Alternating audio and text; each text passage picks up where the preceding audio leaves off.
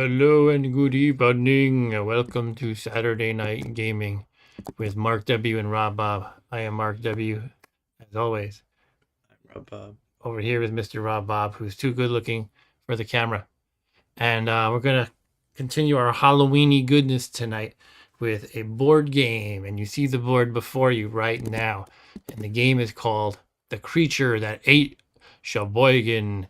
It's kind of a kaiju themed game. This is from 1979, in which a giant monster of some sort, there are several varieties of monster, is rampaging through the city of Sheboygan, Wisconsin.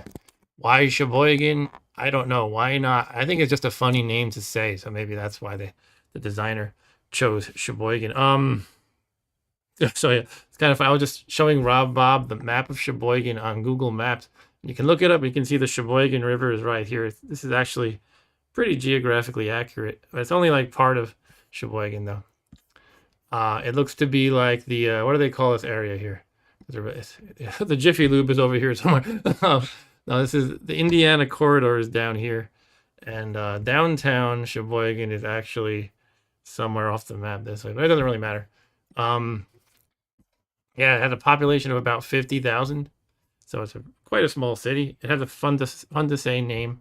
Don't know much about it though, but it's in Wisconsin. It was designed by Greg Kostikian, who's a you can see down there a game designer who I bought a few of his games in the '80s and played some of them.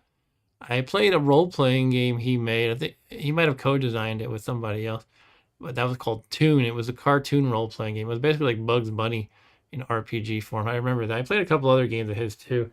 Can't remember what else offhand. Not too important though, but he has a pretty well-known game in like 80s-ish era gamer nerd games. This game was published by SPI, which was known for complicated war games, mostly in the 70s, alongside, I guess you could say, Avalon Hill. This game is much simpler than a lot of those games, and that's cool. It's just a fun battle between a bunch of National Guardsmen and police and stuff versus the Kaiju monster. And we got all these little chits. You know, this is before, well, I guess around this era, a lot of these kind of gamer nerd games just had these simple chits. This is pretty typical of the era. Very simple artwork. Each one is, I don't know the exact dimensions, something like a 1/4 inch square. This is like the Godzilla-like piece. And here's a piece to represent a National Guardsman. I can't really get a hold on it, but here we go. And all the pieces are basically like that. We'll bring them out as we need them. Yeah, what else is there to say? Yeah, SPI published this in 1979, and they no longer exist. I believe they were bought by TSR, absorbed by TSR, who used to be the company behind Dungeons and Dragons. I think it was in 82 or 83 that SPI got absorbed into TSR. Later, TSR would get absorbed into Wizards of the Coast, because Wizards of the Coast made it really big with Magic the Gathering. They just came out of nowhere with Magic the Gathering and made oodles of money with that. Bought out TSR. Eventually Hasbro, you know, the old really basic toy company Hasbro, bought Wizards of the Coast. So this company SPI absorbed into TSR, absorbed into Wizards of the Coast, absorbed into Hasborg. Some people jokingly call it Hasborg because it assimilates everything else. But yeah, that's a little bit of the story of SPI. But yeah, they are mostly known for these really complicated historical war games, and yet we have this one, which is pretty easy and fun and quick playing, is my understanding. I haven't played it yet. I know we had this in my household. I think my dad might have owned his own copy. I never played it though. It was like joked about in my family. It was like because it was a funny name to say, and my dad would just sometimes randomly say things like "the creature that ate Sheburger," like "hey, you ate your burger." that was just my weird family. So yeah, Rob Bob and I are gonna play this for the first time. He's going in totally blind, so I can kind of use him to explain the game to, and then you, the viewers, Looks like we got a whole 2 viewers. All right. You can, I'm just kind of being silly. I don't expect a huge crowd, but I can explain to him, and at the same time, I'm explaining to you guys essentially. And yeah, for the most part, it's pretty simple. If you're not used to these kind of, geeky board games, though it might sound complicated. And there's a few edge cases you have to remember, this little detail and that little detail. But overall, it looks quite simple for a game of this type. And there are multiple scenarios you can choose from. We're going to pick the most simple one, which is the learning scenario. The biggest difference there was a couple of big differences. You don't have special abilities for your monster. They can normally do things like, well, here's some of them right here. Fear, immobilization, blinding light, jumping over buildings, radiation, mind control, flying. So basically it eschews all of that just for the sake of simplicity as an early game. Hey, Ryan, how's it going, man? Thanks for joining. I should adjust my window so I can see the chat and my streaming software at the same time. Bear with me a moment. Mr. Ryan was just saying to me that he feels like he hasn't watched any of my streams in a while. But welcome, Ryan. Hope this is enjoyable. But yeah, I kind of, I've been meaning to play this game for a while, and I thought it kind of sort of fits into the Halloweeny goodness I've been doing every Saturday. We've been doing every Saturday. I don't know. I don't know if it's a little bit of a stretch. Usually you don't quite think of the Godzilla-y stuff as Halloween horror, but it's a monster killing people. Why not? I'm pretty sure Godzilla rampaging through Tokyo would kill more people than Michael Myers. So I think maybe he is, he could definitely be considered horror. Anyway, how to begin? Well, first of all, why don't we read this little introduction for the fun of it? This is just kind of like flavor text. Rising from the depths of Lake Michigan, the creature shook its massive head and looked north on Route 42. I'm sure if you actually know this area, it'd be like, yeah, they're calling out the stuff I know, Route 42. Slowly, it pulled its massive body from the waters and began trundling down the superhighway. The 18-wheelers it ate provided the steel needed to maintain its strength. Panicked reports from motorists and residents came pouring into police, army, and air force stations and bases, but the reports were too incredible. Only when Manitowoc vanished into the creature's insatiable cavernous maw were the reports believed, and it was headed for Sheboygan. Trembling with apprehension, Milwaukee and Chicago lay beyond. I guess what's kind of implied there is, this is not that anybody wants Sheboygan to get eaten alive, but it's saying that if we can't stop it here, it's going to move on to bigger and badder cities like Milwaukee and Chicago, the ones people care about. And Ryan says, I always found the Gamera movies funny. It's like, is he a good guy? That building he crushed would have killed hundreds. Yeah. Yeah. And again, this is, I'm not sure if this is normally considered horror, but why not? It's monsters killing people and stuff. So the idea is one of us, me and Rob Bob, are going to choose a monster. And it seems to not matter which form you take. You can choose any of these pieces, especially since we're not using any of the special abilities. We don't really have to be concerned about being consistent with like a theme or whatever. We can just pick any of these guys. Hopefully the focus will work once in a while. There's more. I just grabbed a bunch. If you pick the flying pterodactyl looking thing, you have to just realize it's not actually flying because we're not using that ability. But you have a bunch of choices to choose from. And because we're playing this beginner scenario, or the what do they call it, the tutorial one, learning scenario, it also eschews a couple of the more complex things in the game, like fire. Normally things can be ignited on fire, and you have to roll for how the fire spreads, and I don't know how it works exactly, but like depending on the wind, it can blow in one direction or spread in one direction or the other.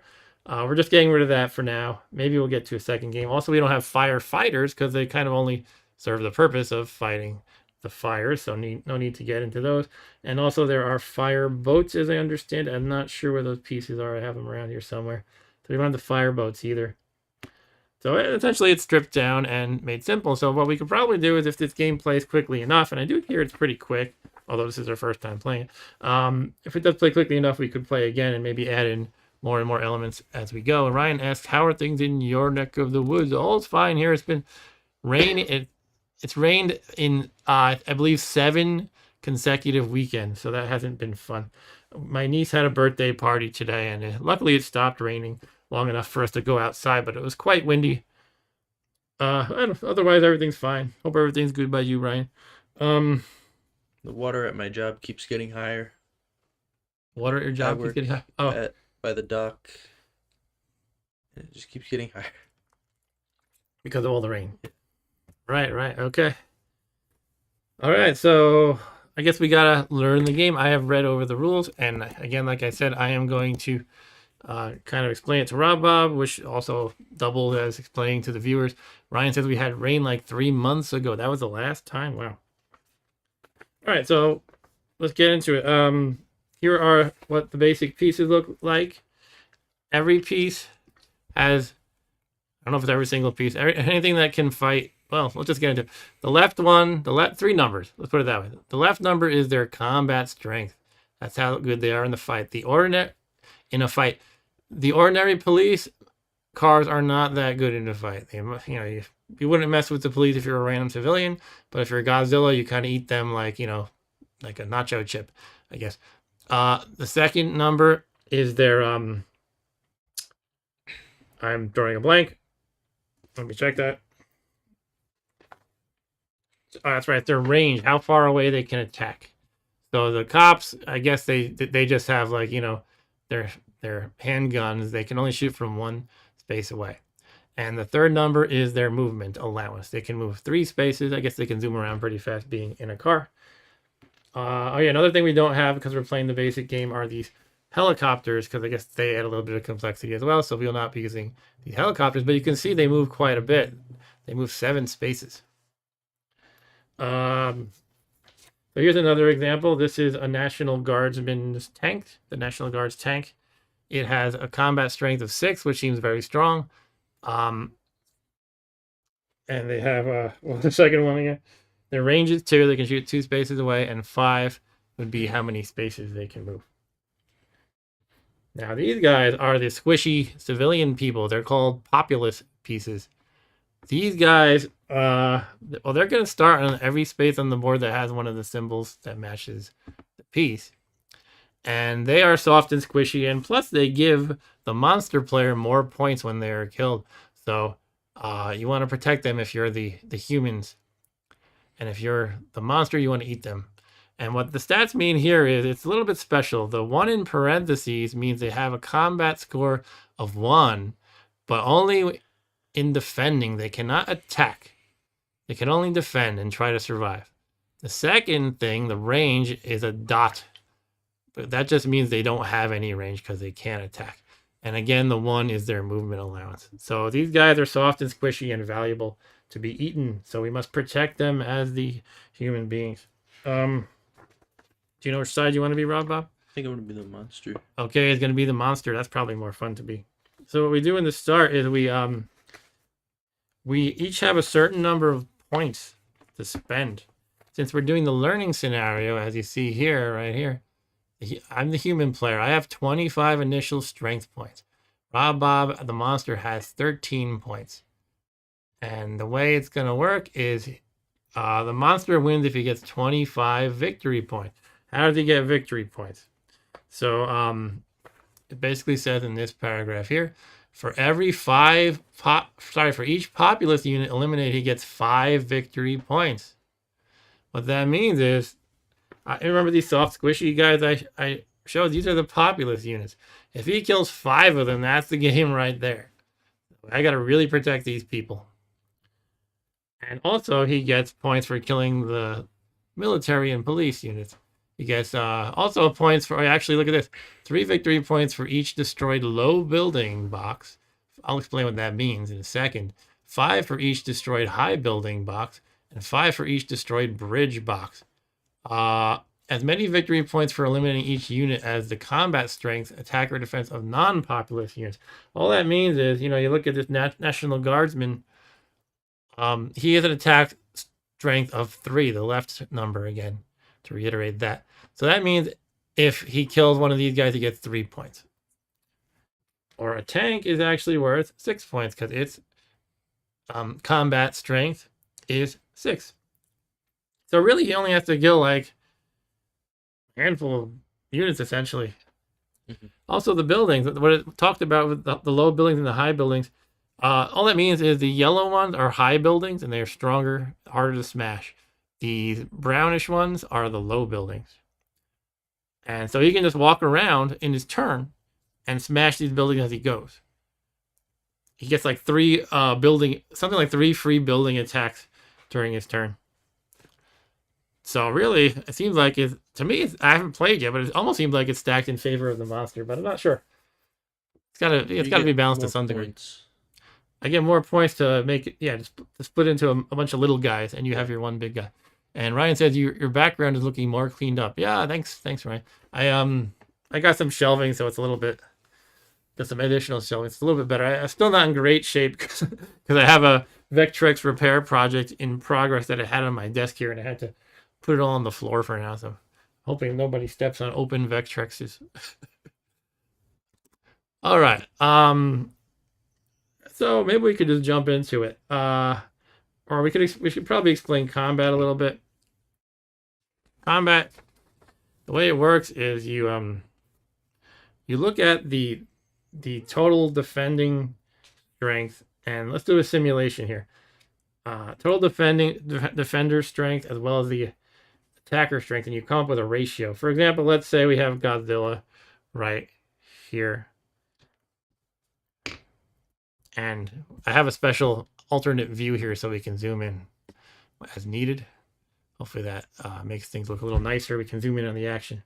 So if we have Godzilla there, and say it's his turn, he wants to attack. And in this space here, and you can have, by the way, Bob, you can only have 2, well, this is more up to me, I guess. Only 2 human units can be in a space, with the exception of the civilians. You can have as many as you want. Civilians, but essentially, say I have a police car and this artillery unit here in this space, right? Mm-hmm.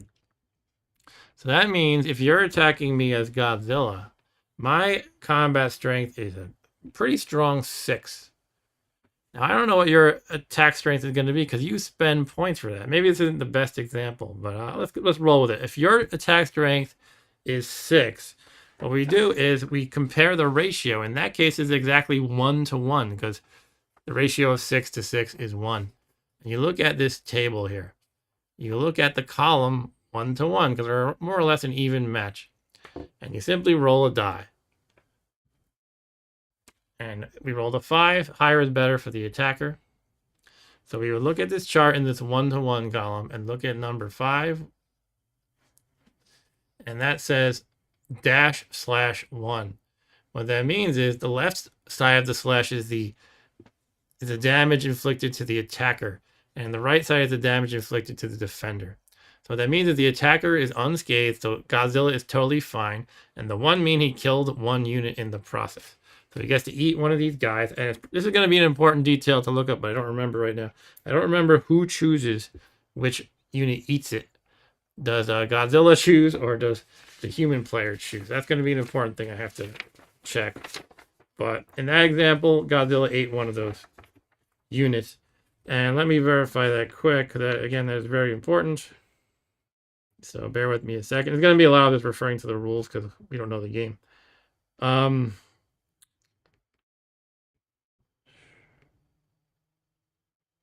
So bear with me while I try to find the elusive paragraph that explains it all. All right. Owner's choice. All right. So in this example, Bob's Godzilla killed one of my units, and I would choose which one is eaten by him. And I would probably choose the police car because the artillery is quite strong. So the poor boys in blue would eat it. No. And then Bob would get actually a mere 1 victory point for killing the police officers. They're not very valuable. He doesn't like eating their, I don't know, their cars with the crunchy lights on top. I don't know. Maybe they make him look goofy because as he eats the lights, his mouth lights up. Yeah. There you go. Okay, that's the basic idea of combat. There can also be retreat outcomes. Anytime you see, let's flip this view again. Anytime you see R as part of the outcome, that means retreat. So somebody who was damaged has to retreat as well.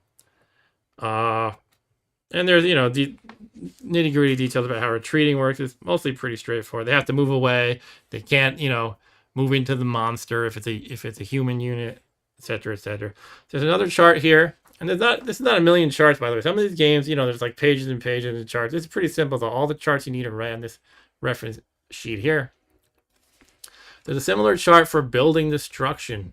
When Rob Bob is controlling Godzilla or his monster of choice, he can, as he's moving, he can make up to 3 building destruction attempts. So one of his stats, one of his strength scores that we're going to write down on his sort of character sheet here. I don't know if you can. Unfortunately, I decided to pick a piece of scrap paper with stuff on the other side because it was whatever. It's fine. We don't know the numbers yet because he has yet to choose them. But he can spend these building destruction points. Say he has 6. He can spend them as he's moving to launch attacks, up to 3 of them. When he does this, again, say he has 6 of those building destruction points. What he can do is he can walk up to, let's say, well, right next to one of these large buildings. The yellow ones are large buildings, right? You would pick a square, or they call it a box in the rule book. Maybe he picks this one. And if you look on this chart here, what is the destruction strength of a high building? It's 4. They're stronger than the low buildings, which have a strength of 2. And so you would look over here, and if he spent all 6 of his building destruction points for the turn trying to destroy this one, well, that wouldn't be worth doing because the ratio would be 6 to 4. And because the way it works is you drop remainders, it actually gets rounded down to 1 to 1. So therefore, he shouldn't have spent all 6. He could, let's say he just spends 4 then. So we're on a 1 to 1 ratio, and he would roll the die. Let's roll the die quick. He rolled a 3. So if you look over here, 3 is a dash. Nothing happens. He was not successful in destroying the building. That's all it is. D means he does destroy it. And Ryan says you should have used green dice for the Godzilla-like monster. I could go get them. You want to go get green dice? I don't know where they're. Don't worry about it. You can use the red die for the monster. How about that? There like a marker you can put on to mark which buildings are destroyed? Yeah, once you destroy a building, you take these rubble pieces. These mean rubble. Okay. One thing I noticed is when I'm holding a piece, I have to hold it a certain way to get the focus to change it. It's better off if I kind of place it on top of my finger rather than holding it from the side like this, because I guess the phone gets confused by my fingers being closer to my phone camera. Anyway, so if you had succeeded, you would just put this rubble piece here. And again, we can zoom in for the fun of it. Oh, what did I do? There we go. All right. Yeah, so that's the basic gist there. There's detail. There's line of sight is a thing. Essentially, if I understood the rules right, if I'm trying to shoot you, I need to be able to draw a straight line from my box, as they call it, my space, to you. For example, with artillery, very easily has a straight line. The buildings block line of sight. So if I were over here with the artillery, I could not shoot Godzilla. He's blocked by the buildings. However, the rules, if I read it correctly, say that the monster is not constrained in such a manner. Okay. I think it's because they're so tall. Like, I imagine Godzilla like breathing fire over the building. The thing is, though, since we're not playing with special abilities, I think you need to be next to anything you want to attack. Okay. And that's the gist of it. You can overrun. You can like kind of charge into my units too, rather than just standing next to them and attacking them that way. I think we should jump into it from here, though. So why don't we try that? It's funny, it has historical notes. In case you were wondering about if Sheboygan was ever eaten by monsters, we have historical notes here. No, actually, it just it has kind of like pre-configured monsters if you want to copy from the movies, and they weren't able to use the actual name, so you have to use your imagination. I guess Tyrannosaurus is Godzilla. Giant caterpillar is no, it's not Mothra. Giant moth would be Mothra. There it is, giant moth. Flying turtle is I don't know these monsters too well. I think that's Gamora or Gamora. Three-headed monster. I don't know. Jet propelled flying reptile. What is that? That Mecha Godzilla, or would that be like a robot? I don't know. Giant sea creature, giant ape, Giant ape could be King Kong, I guess. Giant sea creature. I don't know. Yeah. Hooray for Gamera. All right, why don't we jump into it now? So here's what we do. We have a little bit of a secret decision to make. Actually, I think it's all on Rob Bob to keep secrets. One thing you have to choose is which starting edge of the map, north, south, east, or west, he starts on. And I have to buy and place my units without knowing that yet. He's going to write it down on a piece of paper and not show me. That way I can't prepare for, oh, he's going to be on this edge. Let me put all my units, arranged in a certain way. What I have to do is essentially distribute them more or less evenly, unless I want to. I mean, it's up to me how I want to play. I could, for some reason, I really think he's going to pick this side or this side. I could put half my forces here and half here or something like that. And then if I guess wrong, then oh well. But yeah, it's a kind of a little bit of a guessing game in that decision, I guess. Can you go over the water? Oh yeah, so the water, you can go over the water. For me, as a person, there's a special rule called fording. Essentially, it says an infantry unit. Which is specifically an infantry unit? Let me check that. Is it the green ones? Yeah, it's actually, I guess most of my units can't do it, except these infantry unit can. But essentially, it takes all their movement points for the turn to go in, and then all their movement points to go out. Just those guys. Just these guys can do it. But there are bridges and this tunnel here. You can go through the tunnel. You can also you, the monster, can destroy the bridges and the tunnel. Mm. And that works similar to the building, I believe. You can also shoot me across the river. Can shoot you across? Yeah, I believe I could. Yep. Okay. All right, so what you're going to do, Rob Bob, if you want to go by the book, you're actually supposed to keep these stats secret from me, except, what did it say? Except something. Well, basically you reveal them as needed, except I think it said you'd never keep defense secret, I guess, because I have to know if you have any hit points left. If you want, maybe the first game we could just not do that. I don't know. Unless you really want to. I don't know how the attack works. It's like ratio. Yeah, it's a ratio that is described, but you spend the points per turn. So if you have 6 attack score, imagine there's a 6 right here. That means you could, if you want, you can spend all 6 on one attack, or you could divide it up 3 and 3, or 4 and 2, or whatever. Or you could even do 6 attacks at a strength of 1 each. You have to keep track of how many you spent during the turn. It's kind of the same thing with the building destruction, except that's only for the buildings you destroy. And these you can do freely along the way. Essentially, you do the moving and then following that the attacks. But you can destroy. You can make up to 3 building destruction attempts as you move. So you could just, if you're zooming across the map up this way, you can go, okay, as long as I'm here, I'm going to attack this building. And then if you succeed, you can keep moving on, then attack perhaps this building. Or if you failed here, you could attack again. It's up to you to allocate however many points as you want. Split it up however you want. But you have to keep track of how many used in the turn. At the end of the turn, you would you'd erase. I'll give you an example. If you had, let's say again 6 here, you would keep the 6. Maybe as you're using them, you would write, okay, now I've got 4 left because you spent 2 on the first attack. And then if you spend 3 on another building destruction attempt, you would maybe write 1. And then the turn ends and you just erase all that. You're back to 6 again. It's up to you. You could just keep track of it in your head, however you want to do it. All right. So, do you want to keep the stats secret? Okay. Okay. I'm trying to find what the exception was. That's the problem I'm having, though. I have 13 points.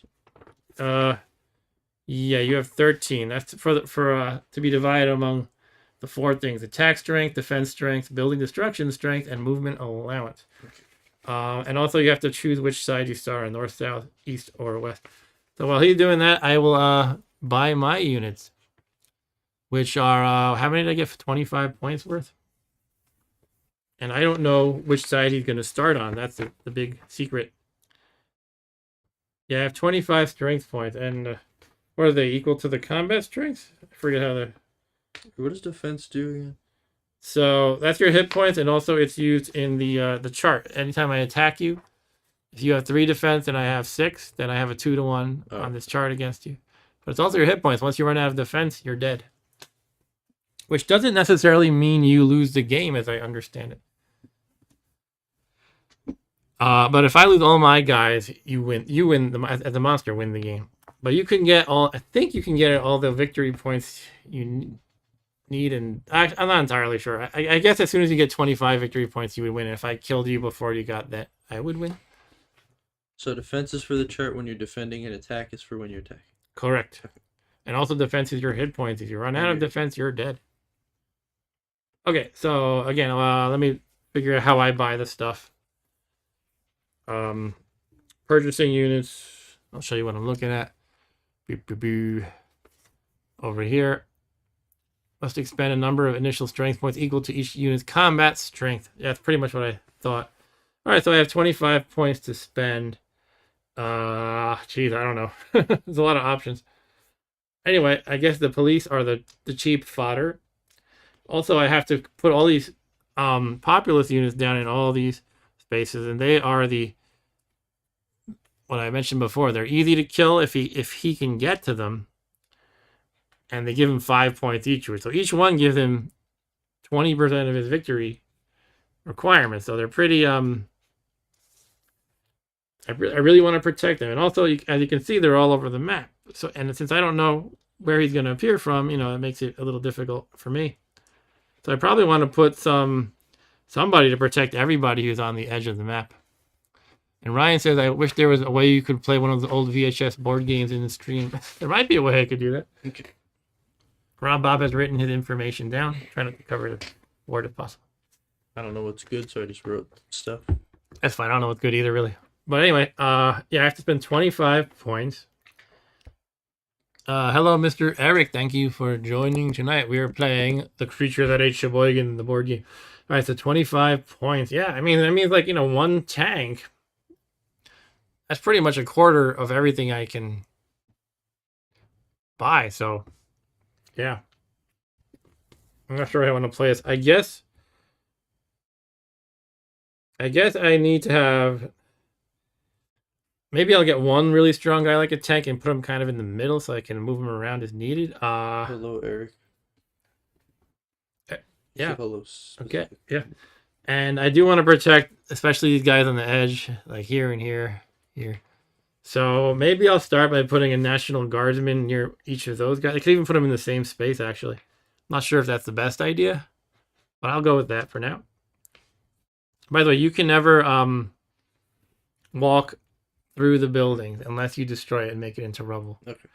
It's probably going to be a lot of details I missed like that. I'm not trying to put one over on you. I get 13 right. Just yeah, 13. All right, so let's just start putting things down. I'm going to put National Guardsman here. That's 3. I got 22 left.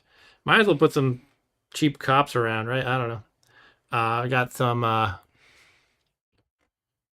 don't know where to put them. Kind of here-ish. So I have 21. They're really cheap. 20.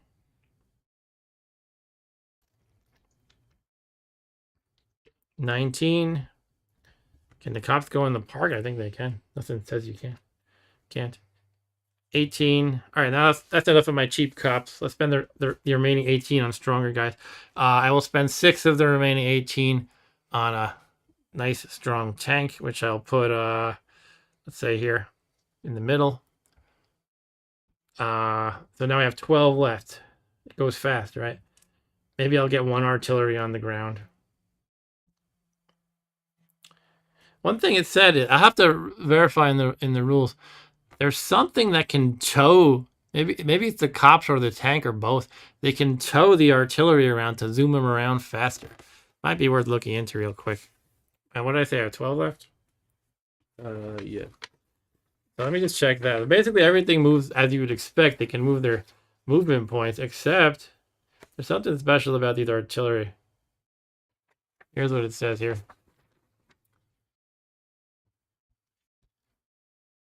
With one, if an armor unit and an armor means the tank, okay, and an artillery unit begin the human movement phase stacked together, the armor movement may tow the artillery unit. A combined movement allowance of 3 for that turn. All right. Seems like a little bit of an odd thing to have a special case for because the artillery has 2 on its own. Like it's not even like a huge increase in its movement. I don't know. It's fine though. So yeah, I'm gonna spend 12 more. I guess I'll put. Should I put an artillery near the tank for that reason? I feel like I shouldn't, because I would want to spread their high strength around to some degree. I'll put him here. That way he's kind of protecting these 2. All right, so that is only 7 points that I have left. Let's get 2 more National Guardsmen and 1 more cop, I guess. I guess I should have one National Guardsman down here. I can put him with this guy in the building. And put 1 right here. And then 1 more cop. I'll just throw him anywhere. I don't know. This one is the samurai cop, by the way. How about up here? Okay. I think that is all of my allocation. 25 points. We can do a quick check. 3, 4, 9, 10, 16, 17, 20, 21, 24, 25. Yeah, that's it. Okay. So as you can see, this is not a massive scale war game. They really get a lot more complicated than this. And Rob Bob, which side does the monster appear from? You pick north? Yeah. Okay, so you can start your turn, and when you enter the north side, as soon as you place him, that's the first movement point. Okay. And which form do you want to take, by the way? It doesn't matter because we're not using any special abilities. Just for the fun of it. Which ones are you? Everything in my hand. Well, now everything in my hand. You can be, this guy's supposed to be like a giant ape. This one's basically Godzilla. Giant spider. Giant like... Dragon or pterodactyl kind of a thing. Sea monster that we'll just say you can move through the ground like normal if you want to choose that. And a robot. I'll do the sea monster. Okay, the sea monster that can go through the ground. On the asphalt. On the asphalt. You pick where the first movement point is. Give him a name, how about? You can write it on your paper. John. John the sea monster. Put him here. Appears from the kind of top left. Okay. Let me write that name. John the sea monster. How about Sigmund and the sea monsters?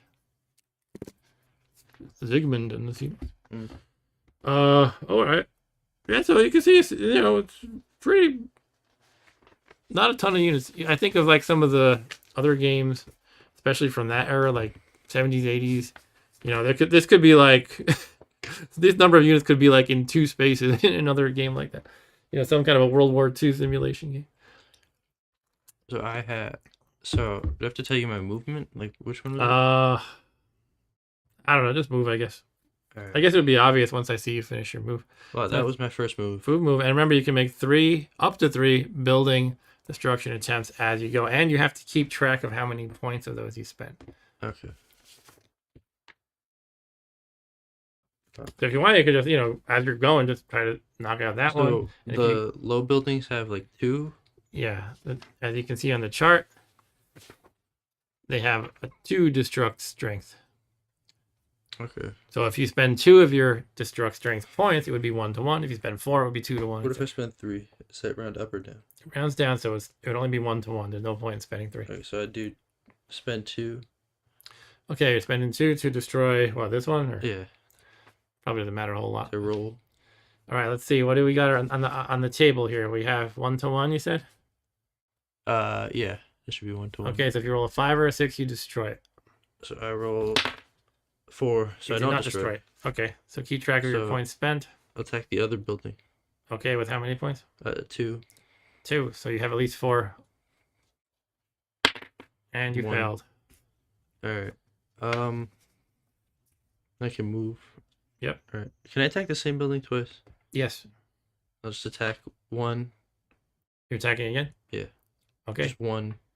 Yeah, just 1 point worth. So I have to roll it's 6. right. And to show what we mean by that, it is 1 to 2. Yeah. Because he's putting 1 in the attack, and the building has defensive 2, so he needs a 6 to destroy it. It could happen. No. No. All right. No building destruction for you, sea monster. Sea monster on the asshole. That's your turn. Yeah. Only 2 movement. Yeah. All right. I guess. I mean, how fast is the sea monster in the street going to be? All right. So now I have to decide what I'm going to do. Am I going to have all the civilians flee to the the lower right corner? Is that the right move to make? It seems offhand. It seems like it would be. Well, yeah. And then I would have all of my other guys swarm in on him, I suppose. I guess maybe it could get trickier with the special abilities, for example, flying, but we don't have any of that. But yeah, as of now, I feel like the first thing I want to do is start moving all my civilians across the river on this side. So let's start doing that. And in any kind of game like this, like a war game, when you have a lot of little pieces, a good trick to keep track of the guys you've moved already is to turn them upside down. Or you could even flip them on this side. I'd rather move them upside down. So let's do that. I'm going to start running them out. They only have 1 movement each, unfortunately, as you can see. It's possible. No, there's not. I was going to say it's possible. Maybe there's a rule about cops leading them around, but actually, no. It rings a bell, but I thought it just said that the only exception to the movement is the artillery. Yeah, I'll go with that. I could have sworn it said something about the cops, though, but let's just, in the interest of keeping things moving, I'm going to say that the cops cannot pick up civilians. All right, so the civilians are going to start running. Let's again, they can only move 1, so and look, there's actually some really narrow what they call boxes. Each space is called a box according to the rules. But if you look here,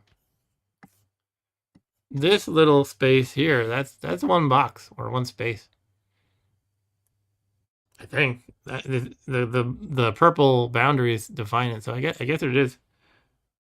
So that's probably where I'm going to move that guy for stars. One thing I should consider, though, is I actually have a bonus to my defense when I'm in buildings.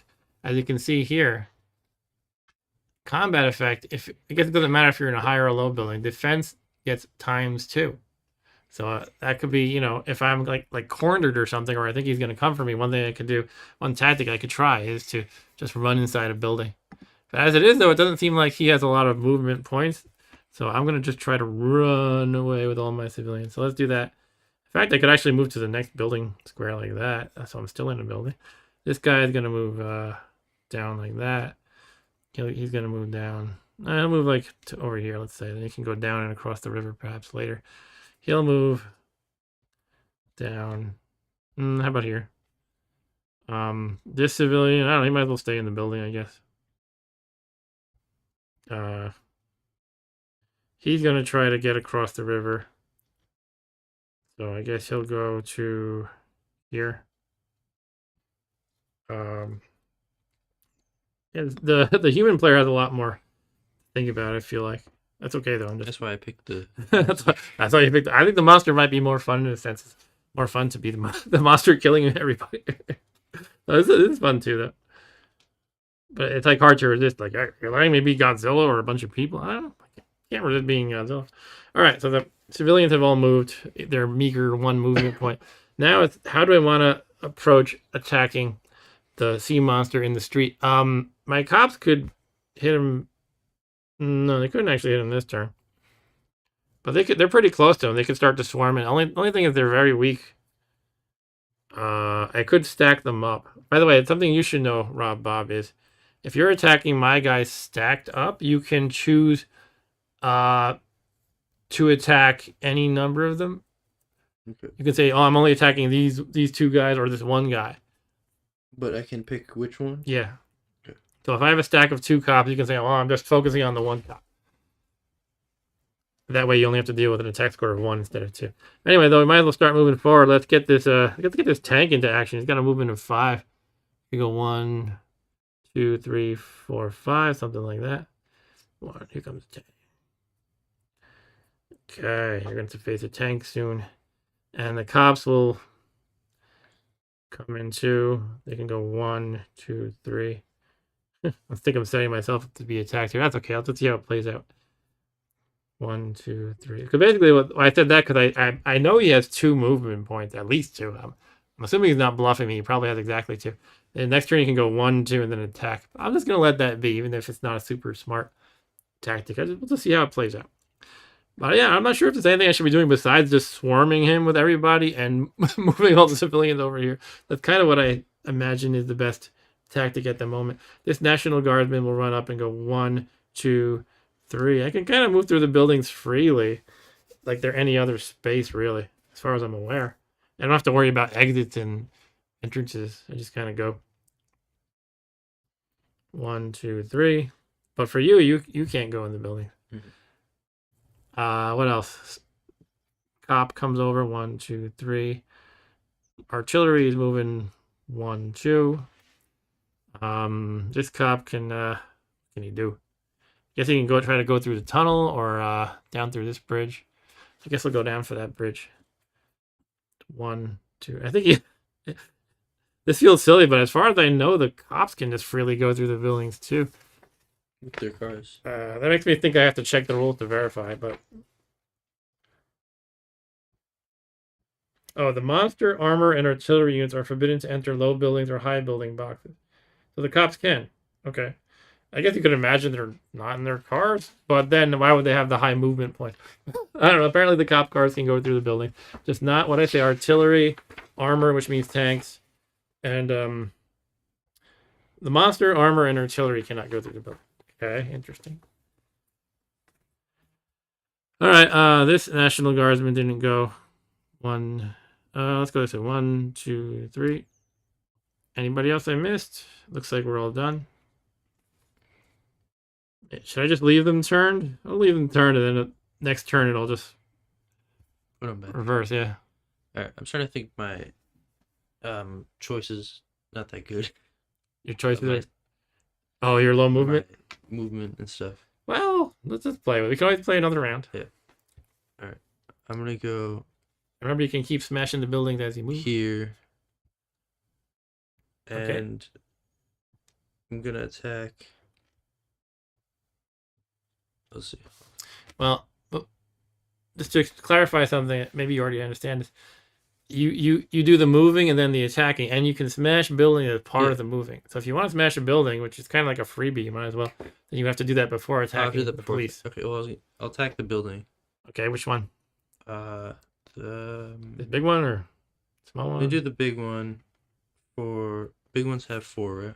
Yes, 4 defense. So, actually, let me do the small one for 1 first. You're only putting 1 point in? Yeah. So 1 to 2? Yeah. So I have to roll a 6. Okay. Excuse me. You need the 6 to destroy what, this one? Yeah. All right. But if I did 1 to attack the large, would it still be a 6? Or would I just not be able to? Good question. Because if that's the case, then I might as well attack the large one. Attempts at a ratio less than 1 to 2 are prohibited. Okay. So basically, it's an automatic fail. So you're doing the small one, right? Yeah, small one for 1. Right, 6 to get it. 1. Fail. Okay. Let me attack. Should we zoom in on the action? Let's zoom in on the action. That's not the action. Here we go. Zooming in on the action. All right. Hope you're doing all right there, Eric, by the way. Thank you for joining. I appreciate having an audience, guys, by the way. That's what makes this fun. The large building. Actually, I'll attack the large building for 4. For 4, so it's a 1-to-1. And again, looking at the chart, 1-to-1 battle, building destruction attempt means he needs a 5 or 6 to destroy it. Go ahead. No. Oh, the dice aren't rolling. Oh, this is what he rolled. When we're zoomed in, we got to make sure it's on the zoomed in area. That's fine. Anyway, he failed again. Okay. The dice are not in Rob Bob's DC Monsters' today. favor yet, but yeah, I'm sure it'll turn around. All right, let me attack your cop car. All right, the lonely police car is under attack by the sea monster in the street. So that's 1. I don't know what your attack strength is. You can allocate. Yours is 1. Yeah, mine is 1. And just like with the buildings, you decide how many of the points you want to apply. That said, there's only one guy you can attack, so you should either use them all or use them all in separate attacks if you think that's a better idea. Or if you want to kind of just try to hide. This is like an advanced tactic, maybe that I don't know if it's even smart. You could try to hide the number of attack points you have from me, since I don't know, by playing it modest. Like, oh, I'm only going to use 2 points, so he doesn't know that I actually have 5. All right. Well, I'm gonna attack with 1. Okay, using 1, so it's 1 to 1, and what we have here, It's like a 50-50. it's actually 50-50. Yeah. So if you see a number or the letter R on the left side, that means the attacker is harmed. On the right side, it means the defender, me, is harmed. So 4, 5, or 6 is in his favor. Yeah. Try to like roll it around here. Okay. 2. So I take damage. You take damage. What was it? 1 to 1 we said? Yeah. I take damage? You take 1 damage. Okay. So that knocks your defense strength down by 1. Yeah, this is not good for me. You must have high stats in something. They can't all be low. Yeah. All right, Well, so subtract 1 defense. Well, you've seen I have at least 5 building attack. Oh, you put a lot of points in the building attack. Let me subtract 1 then. You know, that's not necessarily a bad thing, but I can see the first time playing, it doesn't count. Yeah. That's what I always say when there's a lot of uncertainty, like when me and my friends are playing a board game, and it's like it doesn't really matter to say that, but I say the first time doesn't count. It's not like we're all, not like we're playing for money. It doesn't matter, but somehow it feels better when you say, well, it doesn't count. Yeah. Just a practice. It's just a a practice. learning round. Learning round, yeah. All right, so you're done, right? Yep. And you spent, sorry, how many? You only spent 1 on the attack? Yeah. Oh, you literally only have 1 attack strength, it seems. All right, well, yeah, that's definitely a learning experience thing there. Okay, I keep seeing my meter, my audio level in the red, so I just turned that down a little bit. Hopefully it's okay. Feel free to give me feedback, guys, if you think I need to adjust my volume in any way. Anyway, back to me then, and I will zoom out for that. Yeah, so now I have some guys who are able to attack the sea monster in the street soon. But I'll kind of do the same strategy, just kind of make my civilians run for the hills, 1 at a time. Run to the hills. This guy will stay there. He's in a good little corner. High building, whatever they call it. Big building. That guy's gonna be fine. Yeah, I think so. Here. Where's this guy going? I guess he can go straight for this bridge. Try to, anyway. This guy is the only one who I'm concerned about. If you want... Oh, by the way, I should make a couple of details that are probably worth mentioning now. I can't move into a space with you. You can't move into a space with some of my guys, but some of them you can. Let's go over that. It's probably important to know. A monster, this is called overrunning units. A monster on the ground, and they've mentioned that just meaning you're not flying, and we're not using flying rule because that's more advanced. A monster on the ground may enter or move through a passable box occupied solely by human non-combat units. So that means I think that only means my civilians right now. If its attack strength compared to the combined human defense strength gives an odds ratio of 6 to 1 or greater, which I guess can't happen if you only have 1 attack point. But that's a special thing. Instead of standing next to an opponent and attacking, if you have 6 to 1 or greater, 6 to 1, and they are non-combat, which means I guess it only means the civilians. I don't know what else. Firefighter. Oh yeah, firefighters if they're in play. We're not playing with firefighter.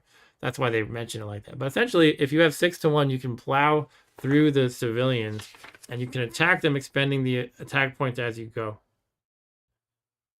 So I guess if it's something that can fight back, you can't plow through it. If it can't, if it can fight back, you can't go through it. If it can't fight back, then you can try if you're much stronger. All right, so yeah, let's continue moving my stuff. I was saying this is probably the one civilian I have some concern about. And you could, by the way, just kind of try to walk past my cop and try to snack on the civilian. But I am trying my best not to let that happen. I think if I have 1 attack, it's probably best to just not attack you. Quite possibly. It might be best off trying to munch on every building you can. That's what I was thinking. It's totally valid strategy. It kind of sounds silly if you imagine a monster movie where all it wants to do is smash buildings before the army takes it down or something. To smash as much as it can for some concept of points. He dies, but he got enough points, so it's okay. Yeah, he doesn't mind. All right, so anyway, I'm moving this guy to try to get him away from you. And any other civilians I missed? It looks like I got them all. They're all right side up now. Wait, what if I attack a building with somebody in it? I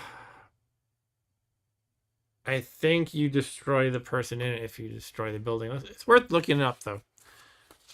Okay. That's how these board games go when you're not sure of the rules. You're always looking up things for the first game or 2 or 12.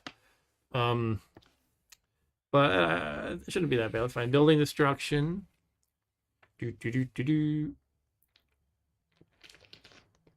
I'm gonna take this out of the view just so I can read it a little better.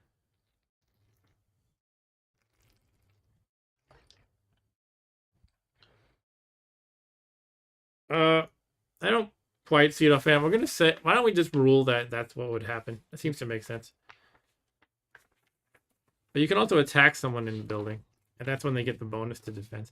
But yeah, I would assume if you destroy a building with someone in it, they would die. And I would assume there's no stupid rule like you can't attempt to destroy a building with someone in it. That doesn't make sense. Mm-hmm. Like, oh, Godzilla can't smash that building because the guy going to the bathroom. Unless Right, it's like they're shooting you. Yeah, I think I'll just go with it, I guess. Well, actually, that could make a big difference. I don't know. It would be nice if it was. Let me check that again. I'll just read through the whole section on building destruction as fast as I can.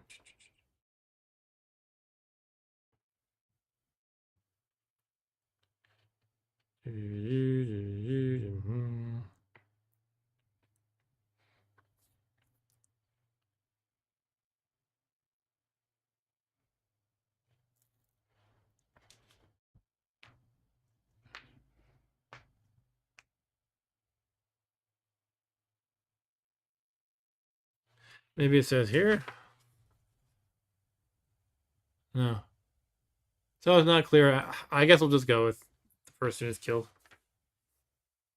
Kind of don't like that it doesn't clearly say though. All right. So the rest of my units will attack you now. Jeez. My tank's gonna have fun shooting you. Why don't we do that first? Okay. What's your? Well, I know I'm gonna have my cop shoot you first. He's not smart. He should probably wait for the National Guard's tank, but he's not a smart guy. He's gonna attack you by himself. I shouldn't have attacked you. Let's make him move up 1 and then attack. Actually, am I supposed to do all the movement first and then attack? I think I am. Let's do that. And we'll turn them right side up once they've moved. And the tank will go. He can move up to 5, but he just needs to go like here. All right. This cop will go. He apparently can go through the building, as we mentioned, so he will go.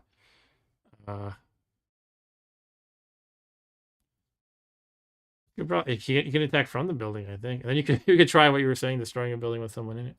Mm-hmm. All right, this cop's gonna come over, and drive through the large building. 1, 2, 3. This National Guardsman, he's probably off screen a little bit. Let me. This guy here is gonna go 1, 2, 3. We should probably zoom out again, actually, for now.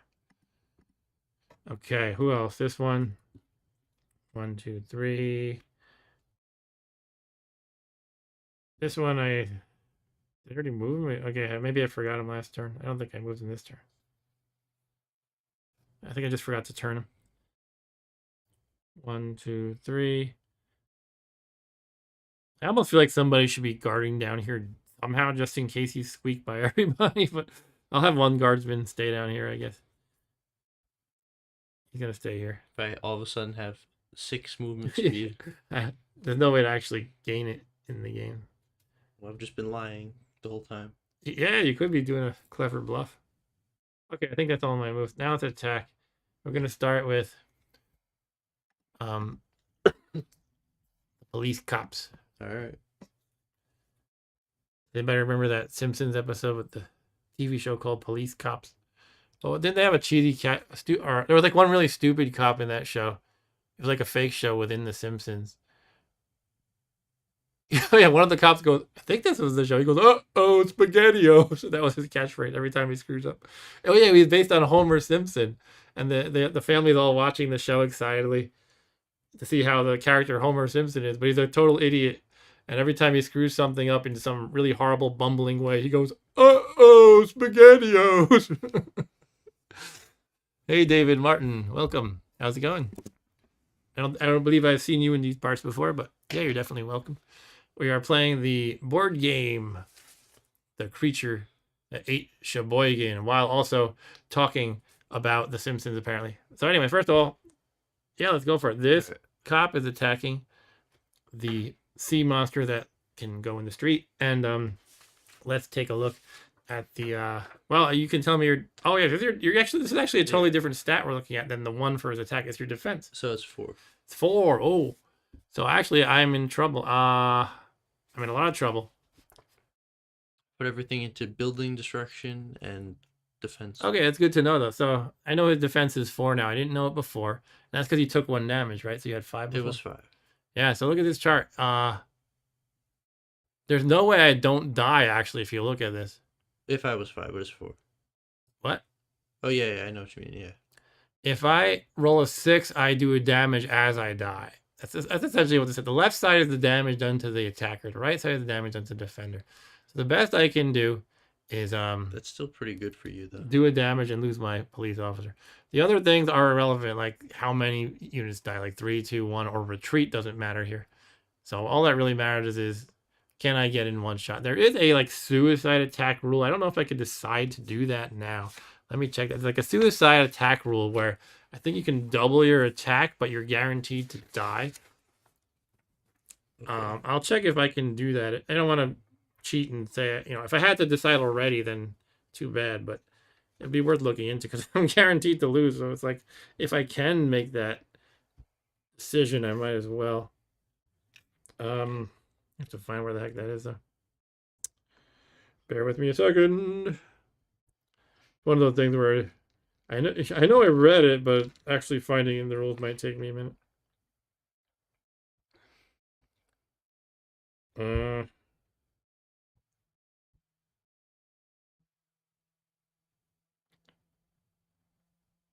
Okay, it's not in the, oh, it's the attacked by the monster. Attacked by units is what I want.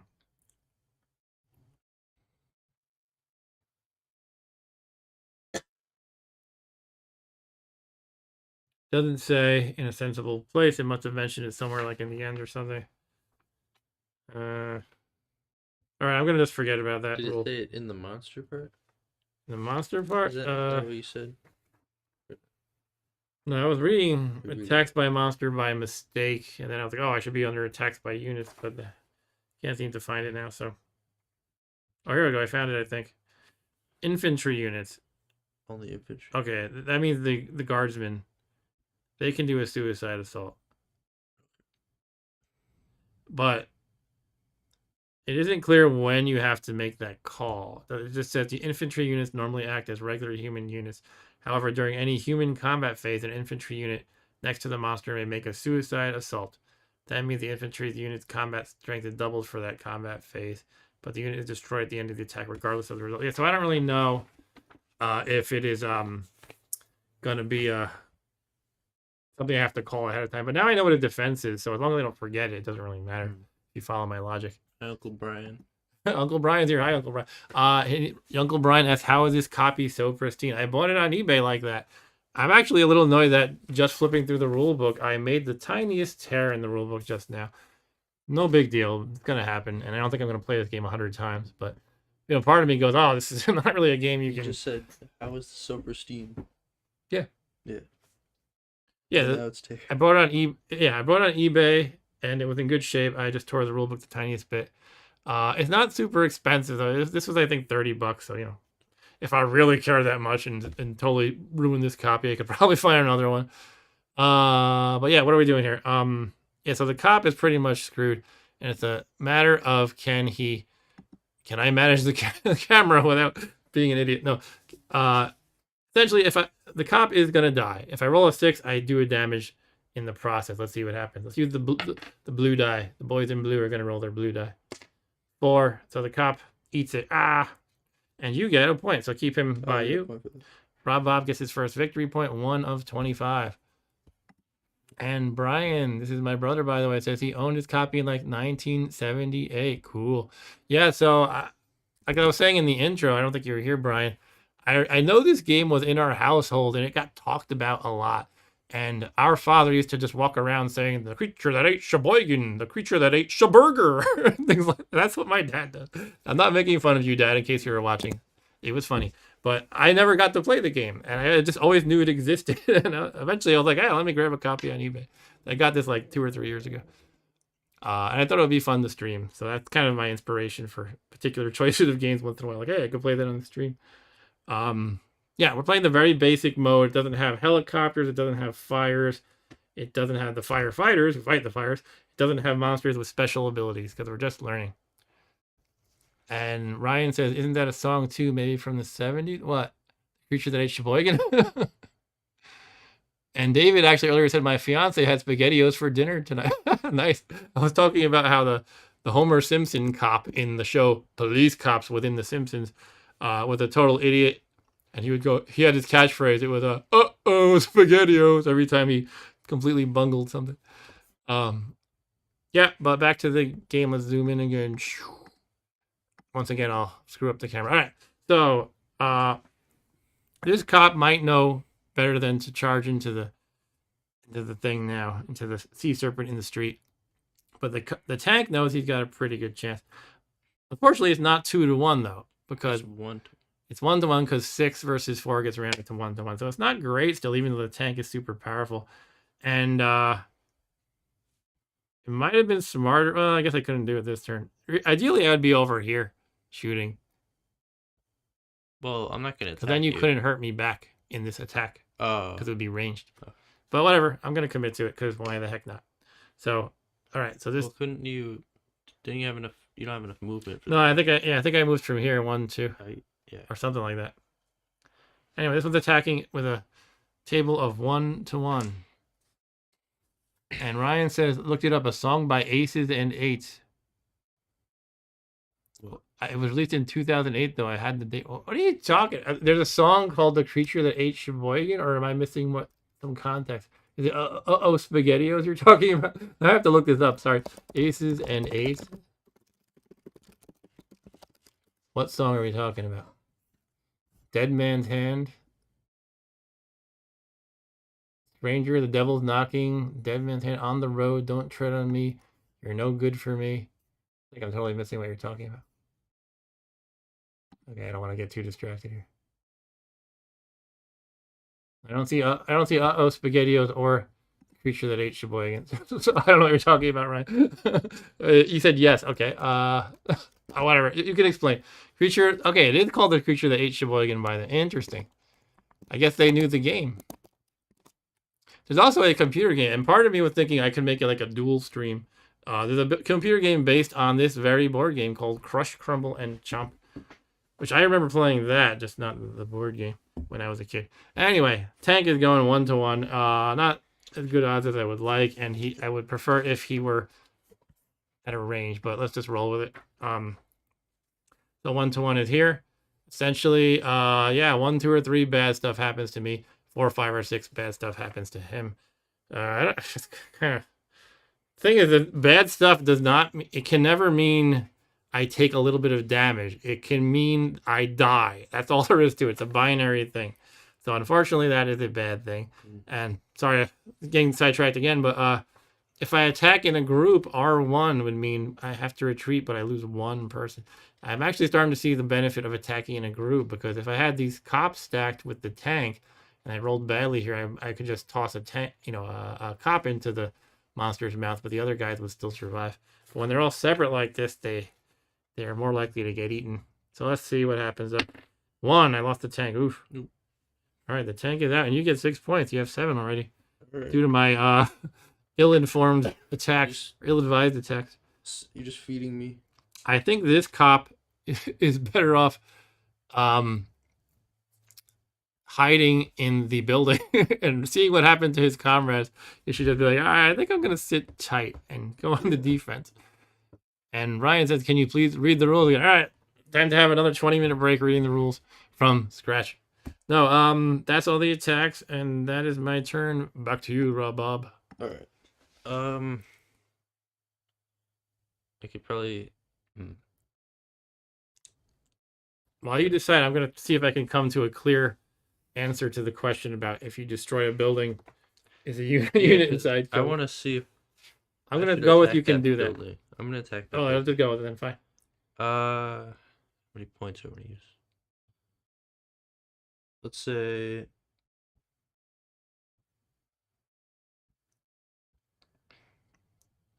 Use 4 points. Using 4 points, so it's 1 to 1. 1 to 1, so there's 1/3 chance. Let's look at this real quick. Yeah, 5 or 6 destroys the building, and I guess we're going to say the cop too. So I'd get 6 points. But I don't do it. Don't do it. Was that all your building? No. No, it was not. I can do this low building for 1. Try to move the border. So I'll do that. Doesn't. You're really bad at destroying buildings today. Okay. You're good at eating my guys who run into your mouth, essentially. Go here. Okay, that's your 2 movement. 2 points, and that's my turn. That's the turn for the monster, whose name is John, by the way. John the Sea Monster. John the Sea Monster. All right, so I'll continue running the civilians to the hills. This guy's, he's good. He's safe there. He's going for the tunnel. This one's going to go this way. He's going to go for the tunnel too.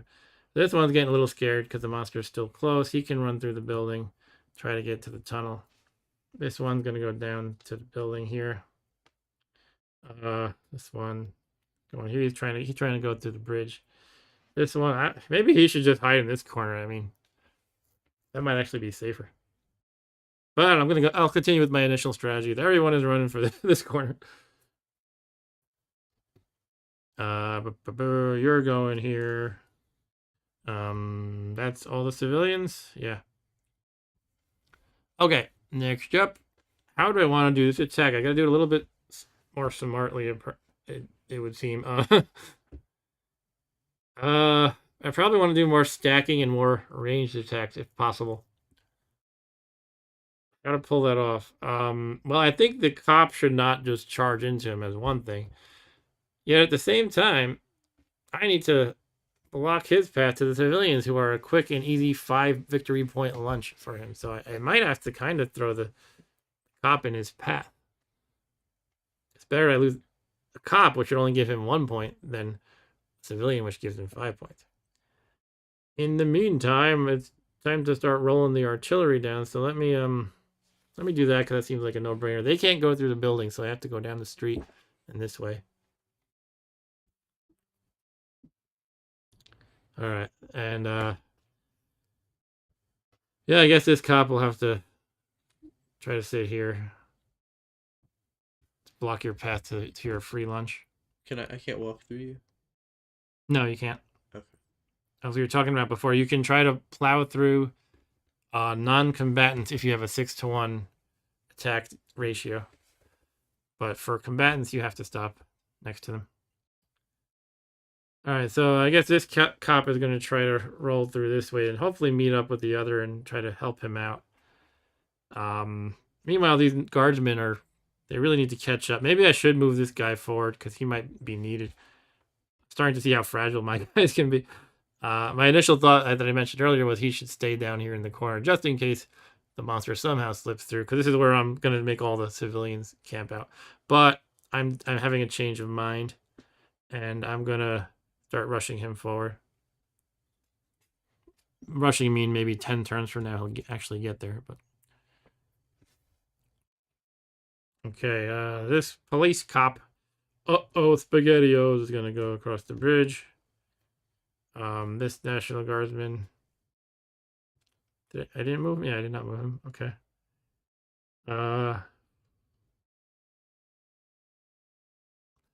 1, 2, 3, perhaps. 1, 2, 3. Cop here. 1, 2, 3. Okay, is that everybody's move? Looks like it. They're all upside down. I'm not attacking you this turn. So back to you. Okay. So I'm gonna go here, and Hulk smash. I'm gonna attack this for 1 first. You're only spending 1 point. Yeah, so that's after roll 6. Okay. It better not be another 1. 5. It might as well be 1. Alright. And I'm gonna spend 4 on attacking the high building. Wait, let me think. I'm gonna spend 4 on attacking the low building. 4 on the low building. Actually, maybe I should just do the high building. I don't know. Well, it's up to you. So if Rob Bob chooses the low building, which has a defense of 2, is it? If he spends 4, it becomes a 2-to-1. And he has a 50-50 chance 4, 5, or 6 would destroy the low building. I think I'm gonna attack the high building. All right, so that's a 1-to-1, 5 or 6. 4. Right, for 4. So 5 or 6 destroys the high building. Let's see if he can do it. He 5. got it. Oh, we finally got it. That's what happened to this 5 guy? points. Oh, he was. I think he was here. Oh no, he was there. Yeah. All right, so you destroyed a building, the high building, right? Yeah. Now you can move through there, by the way, and you get 5 points for that. So now I have 12. Yeah, 12 points. Right, 5 plus 6 for the tank plus 1 for the cop. Ooh. So yeah, his points can accelerate pretty quickly. I gotta watch out. We're gonna go to the bathroom. Oh, we gotta go to the bathroom. The giant sea monster. Too much water. Drinking too much. The giant sea monster has to take a leak. I guess it goes back to the sea and does its business. So unfortunately, I can't go because he still has an attack that he's probably gonna do on my cop. So I'll just have to wait and dance for something. I don't know. How do live TV performers always avoid this situation? You look at newscasters when they're doing it live. Nobody ever says, "Well, I have to fill in for some." You see an anchor say, "I'm filling in for so and so because he's on vacation or he's sick," but they never go, "Well, I'm filling in for so and so because he actually just had to run to the bathroom." And Ryan says, "When are you going to do an Energy Czar stream?" Oh, geez, I don't know. Apparently, that game is by a well-known Atari dude that our friend Mr. Pazud knows about. Pazud is also Andrew in this chat. Chris Crawford is the dude's name. He made Energy Czar, and apparently he is a well-known or important Atari dev. I don't know that. I don't really, when I was very tiny, I didn't really keep track of individual designers unless their name was like plastered everywhere, like David Crane for Pitfall or something like that. So yeah, I didn't know the name, but Pazud did, and Rob Bob is back. So I didn't take my turn, Rob Bob, because I assume you still want to attack my cop. Oh no. You don't want to attack the cop? No. Oh, because your attack score is so low. That's right. Yeah, so what we learned is Rob Bob shows a very low attack score, which means that a lot of his attacks are going to be futile and probably self-destructive, but he has a pretty good defense and building destructive capabilities. So he actually has to not be aggressive towards my units as a strategy, which is kind of counterintuitive to a kaiju kind of theme, but hey, he's a special guy. I don't know. All right, so it's my turn. Yeah, so what do I want to do here? I want to get this artillery in line of sight. Well, that would be good. Might as well start with the no-brainer of rushing the civilians to safety, though. So he's going to be in the middle of the tunnel when he ends his turn. He's going across the bridge, and the cop is going to pass him on the other direction.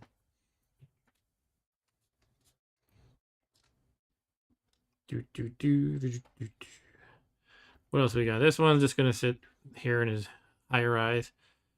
He's just kind of getting drunk and hoping nobody gives him trouble. Yeah, that guy's fine. He's going to the Winchester for a pint until this whole thing blows over. Maybe get the day off work. And Ryan says he did Wizard too. I believe that's a modern homebrew Wizard, like the Jumpman style game. I'm not sure what you mean by Wizard. We got like 7 viewers at one point. Yeah, that's good. I think this guardsman was here. He got moved a little bit. All right, so the civilian no-brainer is done. Now what to do about Mr. Kaiju? So you have a defense of 4 as far as I know. I gotta stack up the people before doing anything stupid. Stack up my units. I can only stack 2 with the exception of the non-combatants, I believe. So I cannot, for example, pile the guardsmen with the 2 cops. But I could stack 2 cops or a guardsman and a cop. Something like that. I also want to get, again, I want to get this artillery in range. His range is quite good. It's 6. It's just his move sucks. Movement 2. 2, yeah. That's actually interesting. I could just run away from it. Yeah, but if I can get line of sight to you, he's going to pummel you from a distance even. That's true. So how do I make that happen is the question. And the more buildings you take out, the easier it is for me to get line of sight. However, why can't you tow it? I can tow it with a tank, which I lost. I lost my soul tank. So unfortunately, I'm stuck with the 2. However, if I'm here, I might have a line of sight. I'm not sure if I do. I have to. The rule is you can. I'm speculating and say I move the. Probably gonna move him anyway, so let me just do it. If I'm here, and he's in this little rectangle, and the question is, can I draw a line of sight from anywhere in this space to the monster? And keep in mind that line of sight means buildings block it, but not rubble. From anywhere in the space? What do you mean from anywhere? Yeah, from anywhere in the space. So no, right? This will be a rules lawyer kind of a situation. I'm going to move the artillery just slightly below it just to get out of the way. And we're gonna rules lawyer this now, meaning we're gonna get really nitpicky about the right answer to this question. And you guys in the chat can chime in about what you think. So the idea is if you take a straight edge, such as I don't have a ruler handy, but you can always use a piece of paper, such as a chart. Is there any point on this space here that my corner is pointing to right now that I can do is make a straight line from here to the space the monster's in? I think it is, unless the police actually blocks it. I don't think the police do. I think you can. So I just lost a chip. Let me find that real quick. All right, so yeah, I think I have line of sight unless the police block it. So let me check that. And Ryan says you got red on you. So you picked up my Shaun of the Dead reference. That's what I said. This guy in the corner is waiting for this all to blow over. Yeah, let's just verify line of sight because that could be big. I'm assuming our artillery should be able to shoot over a police car, but hey, let's go by the book. So bear with me as I actually find this. Old school rule books. New rule. I'm not convinced new rule books are better, actually. In some ways, they tend to be. Sometimes they over-explain things that you can't do that I would be like, why would I be able to? I was joking with my friend Kevin today that some of these rule books are like, roll 3 dice and add the results to form a total. Now, you cannot add 7 to the total. You also cannot double the total. Why are you saying I can't do that? Some of these rule books are like that. I'm kind of exaggerating, but anyway, let's find line of sight. Brian says you can't. Oh, cool. All right, my brother is on it. He says units don't block line of sight. Cool. All right, cool. Let's go with that. I didn't think they did, but all right. So he is in this space here, and he's not moving. He's not attacking yet because we got to do all the movement.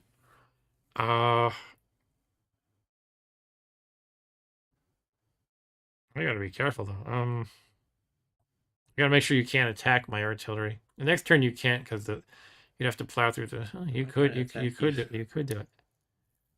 Okay, I have to make sure I plan my moves. I'm not gonna attack your 5 artillery with my 1 guy. That's true. That'd be like 1 to 5. Yeah, you do need some attack strength. Otherwise, you're kind of now that I'm starting to, yeah, see your limitation. It's like I just have to not attack you with anybody who could get killed in the defense. In other words, I just shoot you from a range and probably have the game unless you can smash buildings faster than I That can was kill what you. my idea was. I should have just gone to the left. You start on the left side. Well, no, I should have, instead of running to the right, I should have run to the left. Okay. We can only play another game after this. We could switch sides even. We could So use. it's not over. Yeah, it's not even over. Yeah, yeah. Anyway, yeah. So my cops are gonna he's gonna stand pat. Well, yeah, he's gonna stand pat. And this cop, he can. I think he can go in the rubble, but doesn't really provide any defense bonus. I'll put him right here. Just kind of make a little wall between you and the civilian, as much as I can, anyway. Yeah, I do, but I only have a certain amount of points I can spend. Yeah, so it's like if he has 6. Well, you have 6. Well, you don't have to tell me, but I think it's 6. And what he can do is he can spend like 4 and 2, or 2 and 2 and 2, but it's a maximum of 3 attempts. You could, yeah, you could do 2 and 2 and 2 and just hope for the best. Mm-hmm. I think you have 6. I don't remember if you have 5 or 6. All right, so let's I don't know. This is interesting because I want to not attack you except from a distance, with the expectation that you won't attack me as well. So yeah, I feel like all I can do is none of my guys have a distance who are actually alive except for the artillery. Look at that. Everybody else has attack distance of 1 because I lost the tank. So really, everybody else is just going to serve as a blocker wall between you and the civilians while I try to shoot you with the artillery. If I had like one more movement, I could move. I could outrun your artillery. Yeah, I guess. All right. Anyway, I don't know. I'm gonna move the National Guardsman up. He's gonna be part of this wall. Kind of wish I had somebody here too, but Uncle Brian is very CBD enhanced right now. okay. All right, run them up. This couple. Let's just go faster here. 1, 2, 3. This cop is moving on up. Moving on up. I can actually connect by here. This is. Oh, I'm sorry. I'm not zoomed out. You can't see what I'm doing. This is actually I can do 1, 2, 3.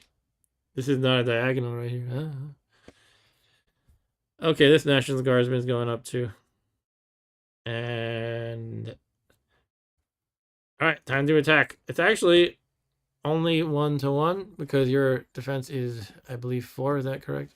Yeah. Hold on, I'm screwing up the camera work again. All right, so here we go. So, Eddie, aim, 1 to 1. You know, you would think this nice artillery would be stronger than that, but I guess it's not bad. 1 to 1. 4, 5, or 6. Yep. 4, 5, or 6 does some damage. 6 would do 2 damage, so hopefully I get a 6. All right, let's roll them. Let's see. Oh, Okay. that's kind of like how it usually is in the movies. Like, you know, you see all these cannons and tanks shooting at the monster, and it all does is go, "Rah!" and it's fine. There's no like wounds or anything. And Brian says, "Yeah, Rob. If I recall correctly, the artillery are the biggest nightmare you have to contend with, short or long term. Just hit like a truck." All right. So yeah, this is the race between my artillery finishing him or him finishing enough buildings. That's what it seems to have. Buildings with no people in them. With no people. You're just smashing the building. These are the only these several groups of people are the only individuals around. I don't know. Okay, so yeah, your turn. All right. So, let me think what I'm gonna do. I'll probably Smash buildings. I want to go here, so your artillery can't get me. That seems wise. But I've got to decide what buildings to destroy. And keep in mind, as you destroy buildings, you free up line of sight. Yeah, but if I destroy like this, it's probably fine. Well, that's I'll attack that building probably. Which one? This one. All right, so the large one. or the high one, whatever they call it. But I gotta decide how strong, how much attacking I want to do. So it's 4 versus. Yeah, its defense is 4. I guess I'll spend 4. All right, so it's a 1 versus 1, meaning 5 or 6 gets it. Try to roll it into view.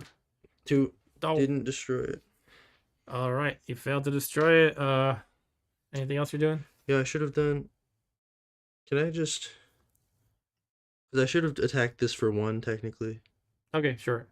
As you pass it. Because Yeah, if I was go gonna for it. attack that for 4. What is it? 1 to 2 then? 1, so it's after all 6. After roll a 6. I got a 3, so it doesn't matter. 3. That was out of view, but it was a 3. And that's my turn. Okay.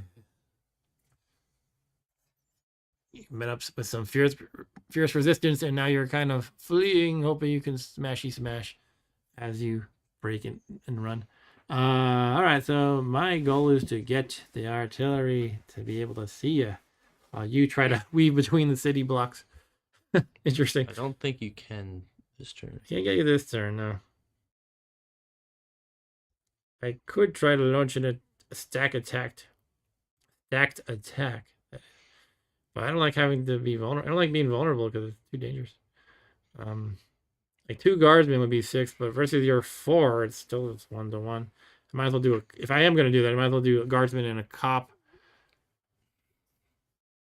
If it makes a difference. But odds-wise, it would be, sorry, I can't manage this will. Anyway, let's do my usual thing. Civilians go there. I guess this is the one. Move this space here. Should I do the camera? Oh yeah. Yeah. Go to the zoom out.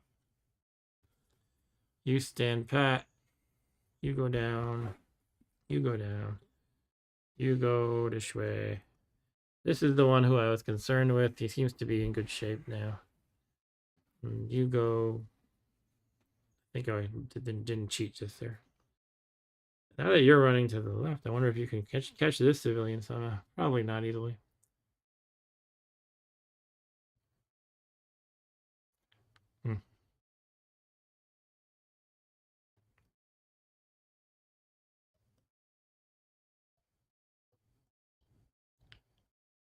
I'm actually coming to I don't know if I should broadcast all my tactics, but I might, it's fun to do it. I might as well explain what I'm thinking. It's more fun that way than if I'm silent. I'm realizing that, if I have a guardsman combined with a cop in a stack, I have 1-to-1 odds against him, which aren't too bad. And if you look at the 1-to-1 table, right, the worst thing that can happen is I lose 1 guy, and I can choose it to be a cop who would only feed him 1 point, which is barely anything. So if I have the guardsman and the cop stacked like that, I can attack, and yeah, I would just 1 out of 25 of his victory points I could feed him in the worst case, essentially. That said, if I can just take pot shots with the artillery, that's even better, but it's an option. And Ryan said, I hope Arturo's move is going well. Yeah, I hope it is too. He actually, I don't think he'd mind if I say this. He actually had a problem with a leaky roof that his landlord has repeatedly refused to fix. And I don't know the laws regarding that in Mexico, or if it's just very difficult to actually get any movement happening. But he decided to just move his family. And he's actually moving to the same, he's in the same state. I'm not sure if the same city, just a better home. So good luck to him. Yeah, Ryan says, what monster abilities are in play? We're actually using none because the basic scenario, the learning scenario they call it, actually advises not to do that. And we decided, sure, let's do that because we're learning. However, that might hobble Rob a bit. If you could blast me or something, that would be pretty dangerous. But maybe next time we'll introduce that. All right, anyway, let's get some movement going here. Yeah, I think I'm going to start stacking cops with guardsmen. You could do like this, 1, 2, 3, and then this guardsman stacks on top of him. All right. And we might as well make another similar stack, and I could probably attack with him this turn, in fact. 1, 2, 3. Yeah, I kind of like this idea of a guardsman and a cop stack. And, you know, if I was being super cautious, I probably could just try to aim with the artillery. But at the same time, he's going to get lucky with these building smashes once in a while, so I can't just play super defensively forever.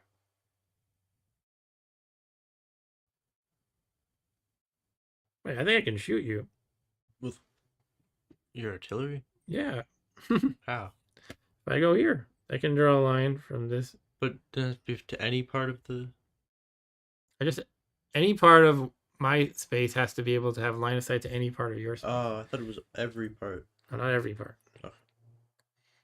So I can go 1, 2. And maybe I'll leave the cop stacked onto him. So he'll sit there.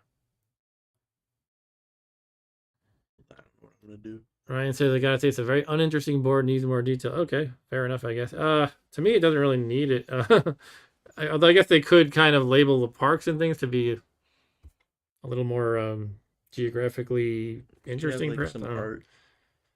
It could, I guess.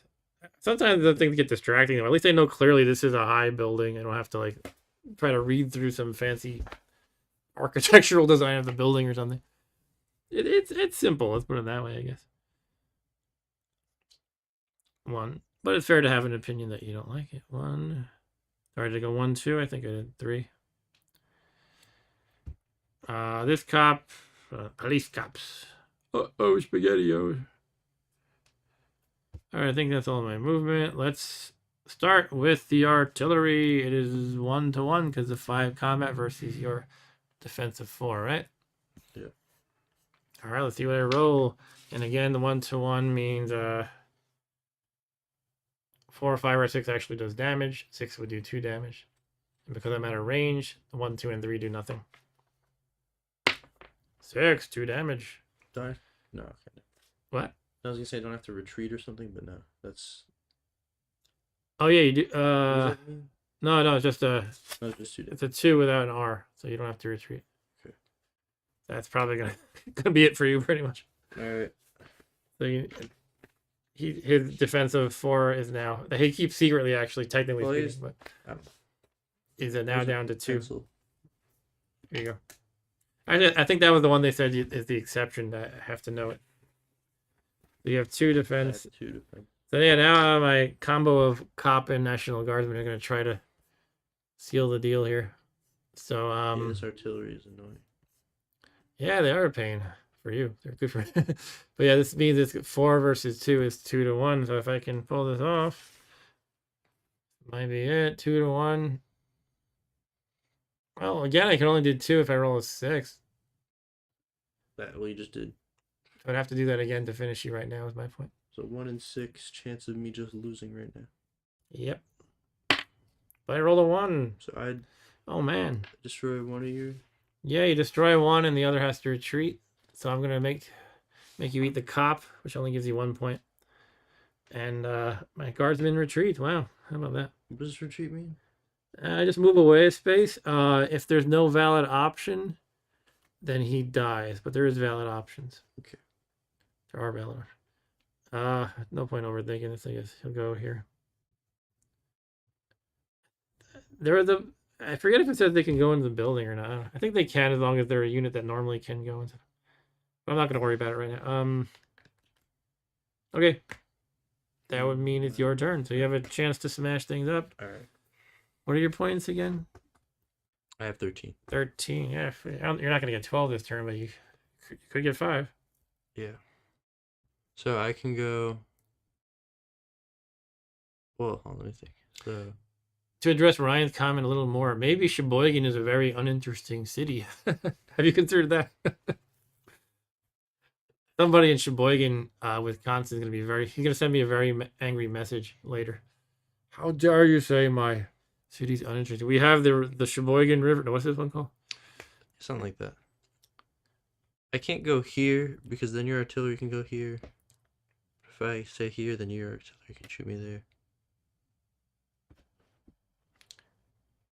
You need more movement points. Yeah. We were just looking up a little bit of info about Sheboygan. You can look at it in Google Maps. You can see where this exact river is. I'll have to zoom out to show where I'm actually pointing. You can see it's just a small chunk of it. You can find this kind of little fork that it does. Sorry, let me just fix the camera again.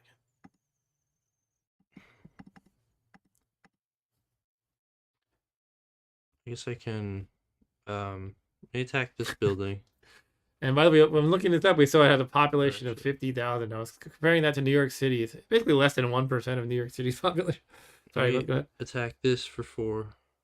Okay, smash in the building. That's a 1-to-1. 5 or 6 will do it.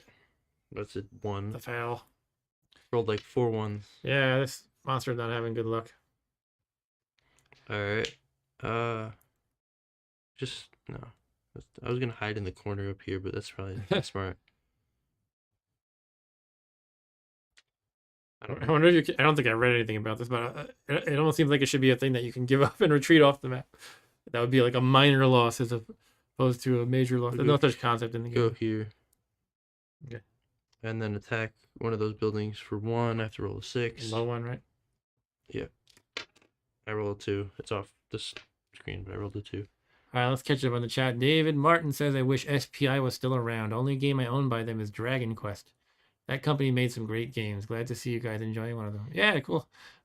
I didn't know Dragon Quest was SPI. I think my brother here had that. That was an RPG, right? Wait. I can't remember. There's like a war game that had maybe that must have been it if it was SPI. That had sorry, my mental gears are turning and they're creaking. I remember an RPG called Dragon Quest, but I feel like there was a war game with either that same name or something very similar. Anyway, maybe I'm a little crazy. And Brian says, SPI was my favorite game company as a kid. Sucked when they went under. And Mark, you guys ever do Citadel of Blood on stream? No, I don't have that.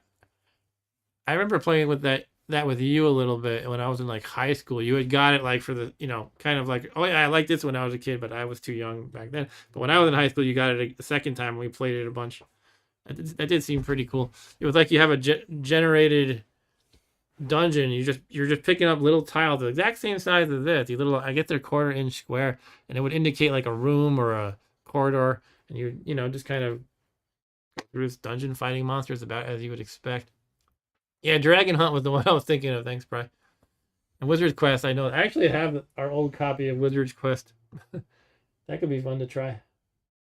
Anyway, so you did your turn? Mm-hmm. All right, let me try to finish this monster. And then we'll let you, we can play again, and if you want. I think I'm just going to go after this game. Oh, he just wants to go. Okay, that's fine. Because the next game is going to take a while, and I'm tired. Yeah, fair enough. You had to work all day. Maybe I'll play a solo round. I don't know. You could always do that. You can. I mean, obviously, you can't hide, information too well, but you can actually. The one YouTube video I found of this was somebody playing solo, kind of just to demonstrate it. You control both sides. Yeah. You play against the chat. I guess you could do that. Like if somebody tells me exactly where to move the monster or something, it'd probably be a lot harder to dictate how to move all the people. Yeah, they'd probably have to play the monster. That's probably totally feasible. It's a thought. Anyway, I'm going and yeah, I can shoot you from here still, looks like. 1, 2, 3, 4, 5. Yeah, I have a range of 6. Should I just do that and see if we can finish it or do it in the proper order? Why don't I do that even though it's not the proper order? And we'll see what happens. Yeah, okay. And then if I don't win, I'll rewind a little bit and move all the guys. Okay, cool. Just in case. As long as you're okay with that. All right. So it's. You don't have to do all that. It's 2-to-1, right? My 5 versus your 2. Oh, you have less defense now. Yeah, you have 2, right? Yeah. Yeah, so my 5 versus your 2 becomes 2-to-1. All right, so we need the 6 finishes him and 4 or 5 does 1 damage. Oh, missed. Okay, the artillery failed. Really, I should have moved him. Oh, yeah, we're saying I can move still, right? Okay. All right, so civilian runs down here. 1. Almost moved him 2. Excellent. Oh, sorry. Let me zoom out. Boop, boop, boop, boop, boop, boop, boop, boop. Crossing the bridges. I'm always amazed. Sometimes random stream will have like no viewers, and I play something like this that you wouldn't think anybody would like, and I got 7, which is not my hugest, but for me, my typical stream is like I got 3 or 4. I guess when you have that low numbers, it can really vary a lot. Maybe people are interested in Sheboygan. Maybe. Or it could just be, hey, this is something I haven't seen before. Or they have seen it before and they're like, wow, I remember this game. Anyway, yeah, so we're kind of retroactively doing stuff. So I guess this guy could have moved 3 like that. I'd probably move him with the cop. Really almost 11 though. Wow, I guess this one game is taking a while. And the question is, can I manage to attack you with these guys? I guess not. Yeah, these guys can't get you this turn.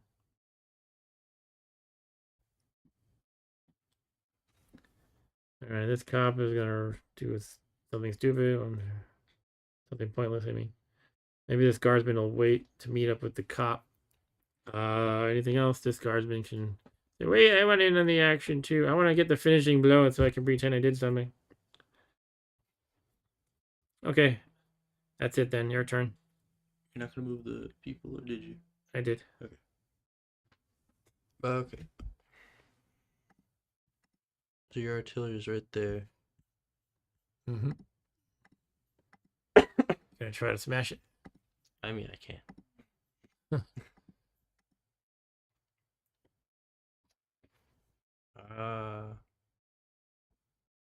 I can attack one of those low buildings. Ryan says all those people who live live in boring, uninteresting Sheboygan. Your words, not mine. I'm gonna attack this building.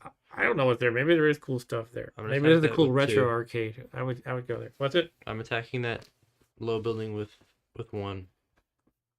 Okay. Hey, you might actually be able to outpace me somehow by just smashing building, but no luck there. And I'm gonna attack it again with 2. Actually, should I just let me look at the. I'll attack it for 2 with 2. So it's 1-1. Yeah. Oh, and I'll attack it with 2 again. All right, 1-1 attack again. No, keeps going off screen, but no luck. Keep getting 1s and 2s. Sheesh. I don't know. I can run here. I don't know. Okay, that's my turn. Alrighty. What happened with this guy? All right. Yeah, let's keep going, I guess. Shall I do the same kind of thing? We'll see if my artillery can get you first. Sure. And the idea would be I would move. I guess I should just do the move. I would move here. Then shoot ya. Can't seem to handle these guys. Good thing the stacking limit is 2. Any more than that would be difficult to handle. So he's shooting you there. Let's see what I can do. And again, a 6 would finish you. 4, 5, or 6 damages. 4 or 5 damages you. All right. You have 1 defense.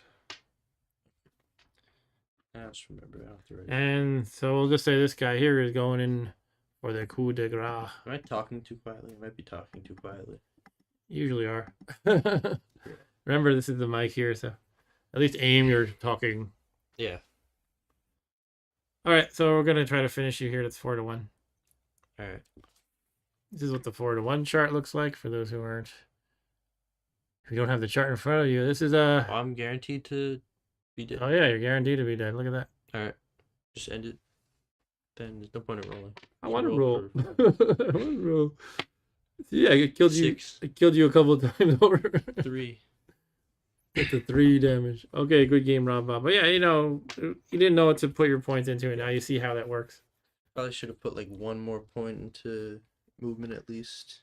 At least something more than 1 into attack. Yeah.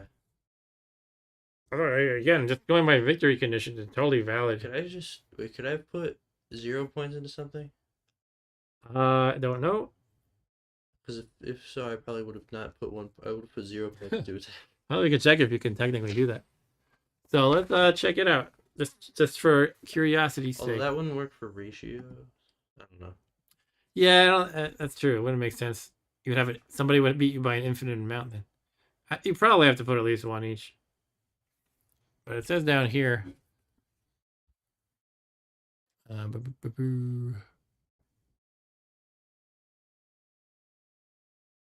does mention you can never allocate more than 15 points to your defense trait. Wow, imagine that. I have 15. I don't think it explicitly says that you have to have at least one of everything, but I think we can reasonably assume that. Unless it just rounds up. In that case, But I don't know. I don't know. We could go find Greg Kostick and ask him. Why? I made that game like 40 plus years ago. Why don't you just make up a ruling? I actually saw him in a at Icon, which is a sci-fi convention that used to be at SUNY Stony Brook.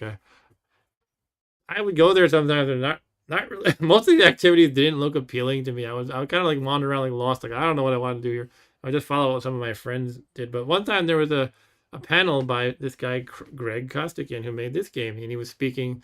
At the time, he was working on a video game company that's what he mostly wanted to plug and talk about. But I don't think it succeeded at all because I didn't hear anything about it. I don't remember what it was called though. And let's see. David Martin says, glad I finally caught one of your streams. Yeah, glad to have you, David. Thanks for joining. You guys got me into Deluxe Tunnels and Trolls years ago. Did we? Wow. Did we talk about it or you just watched the video and was like, this is cool? And thank you guys for that. Recently invested in Mercenary Spies and Private Eyes. Also awesome. Yeah, we always had a lot of fun playing Tunnels and Trolls. So I haven't done it in a while. I was for a while doing what I called a tiny Tunnels and Trolls trip, which was very brief solo adventures that were typically like, I want to say typically like 5 minutes, but typically they were probably more like 20 minutes. And, it still took a lot of time just editing it and everything. So I kind of stopped doing it very frequently. Maybe I'll do another one before the end of the year, though.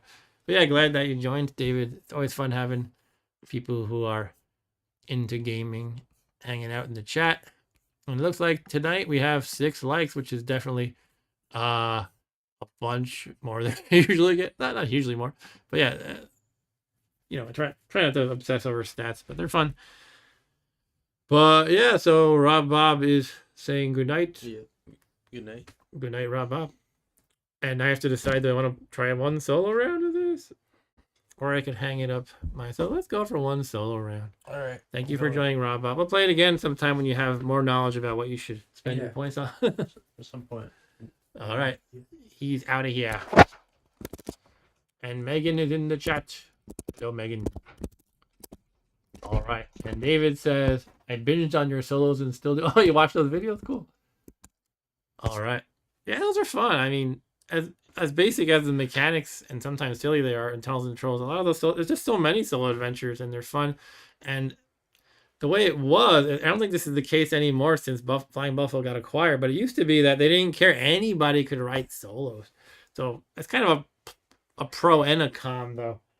Not only solos, but other adventures, too. Because it was like, there was just so much stuff. But some of them were so badly edited, and it looked like somebody just typed it up in Word, a Word doc with default font and everything. But there was a lot of fun community contributions. And I have a lot of community contributed ones. There's even some just random community people are good artists, even like Simon Lee Tranter.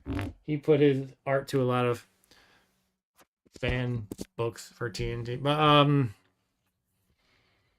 But yeah, they got acquired by Webbed Sphere, who kind of held on to the IP for about 2 years-ish, did nothing, and in turn sold it again to, I can't remember the company name, but they promised good things are going to happen. And I think they said they're even going to revamp make a new edition of the rule book. We'll see where that goes, if anywhere. Hello? He's back. He needed water. He's got a croissant too. That's what it looks like. That's what a croissant looks like. As the crumbs drip on the drop onto the. That's fine. All right. See you, Rob Bob. Rebellion. Yeah, that's right. Rebellion is the company. I hope they do something useful with it. We'll see. And at the same time, now the Ken St. Andre and Steve Crompton as Trollhalla Press are still proceeding with Monsters, which is this basically the same exact game as Tunnels and Trolls, except you play as the monsters. And I feel like the kind of, I don't know, this is my opinion that may be a little off base. I feel like sometimes they put out content that should be Tunnels and Trolls, but because they can't, they call it Monsters.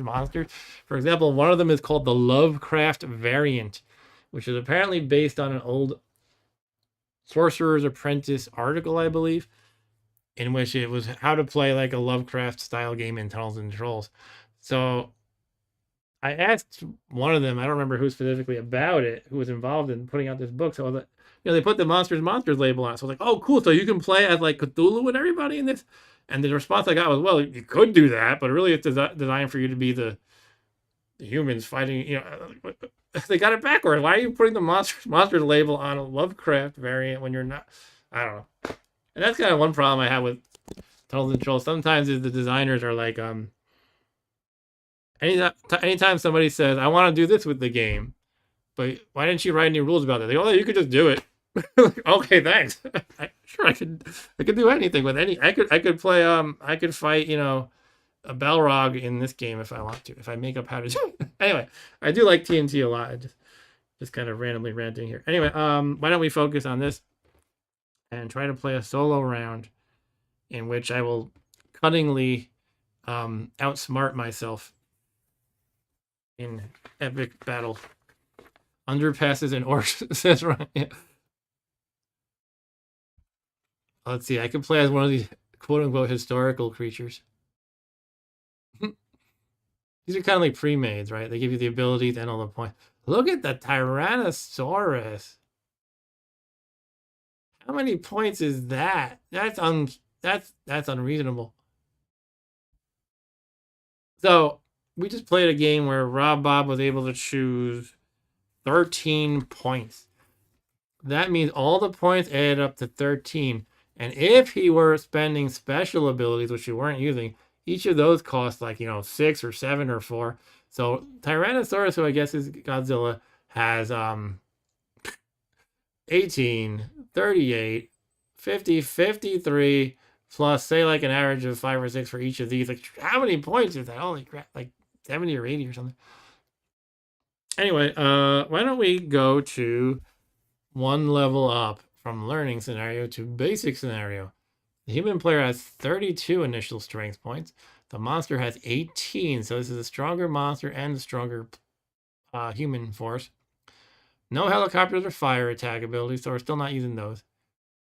But we are using the special abilities of the monster. And the monster victory level is 32 victory points instead of 25. So it's all scaled up a little bit. And we have the abilities, the monster abilities.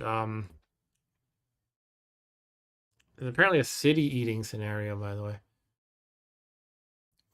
When he destroys a box, meaning he breaks a building, destroys a building, he may increase any of his strengths by 2. So he gets stronger as he's eating the buildings. All right. Anyway, yeah, part of me goes, oh, I gotta start over and pick all these points for 2 sides now. And I was like, I want to. And for a moment, I'm like, maybe I'll just call it quits. But I'm gonna fight through the tiredness and make it happen. Hopefully, it goes pretty quickly. But let's reset all the civilians. That's what I'm doing right now. Anything else I need to do? I'm missing a civilian here. All right, that should be good. They're actually called populace, but for some reason I'm inclined to call them civilians. I think that's because in Crush, Crumble, and Chomp, the computer game, they called them civilians. Strange that I even remember that. As I was mentioning before, I thought it would be fun to maybe play that right after the board game and kind of compare them and also kind of tie them all together thematically. But I don't know. That's too much. I could always just play that on a subsequent old goat stream or something. Crush, Crumble, and Chomp. Anyway, Rampage the board games is right. Is that a thing? There have been a lot of recent video game based board games. Like there's a a new Joust board game, and I think Centipede and Pac-Man or something. Like recently in the last few years.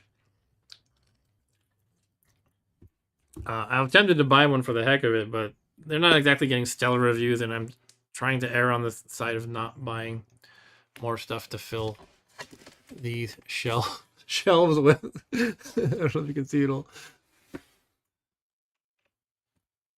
Ryan says I had the Super Mario board game back in the day. I had a Pac-Man game when I was a kid, but like these new designs are like more like not just silly. It feels almost silly to describe them like this, but not just like a silly toy, but they're actually supposed to be like, a modern board game design.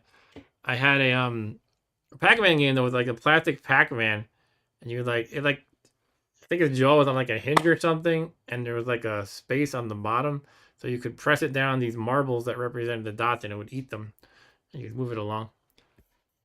I had that Pac-Man game, and David says yes. Now it's called Terror in Meeple City. Oh, Rampage the board game. Everything uses meeples these days. Not everything, but anyway, everything uses miniatures or meeples. Miniatures are everywhere. So many games that are just overproduced. And the boxes are huge, and you have a million miniatures. I used to like it. I still do to some extent, but it was just kind of overdone. And I still like my Space Hulk set. I'll have to do a Space Hulk stream sometime. They're really solid, well-designed miniatures, and it's fun to shoot bugs as a Space Marine. All right, let's focus. Yeah, I got to figure this out. Let's do the monster first. 30. Sorry, that's the person at 32 points. The monster is 18. All right, so let's get some scrap paper out. My monster.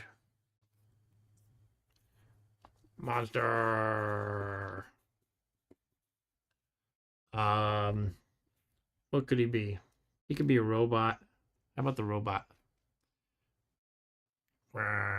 His name is going to be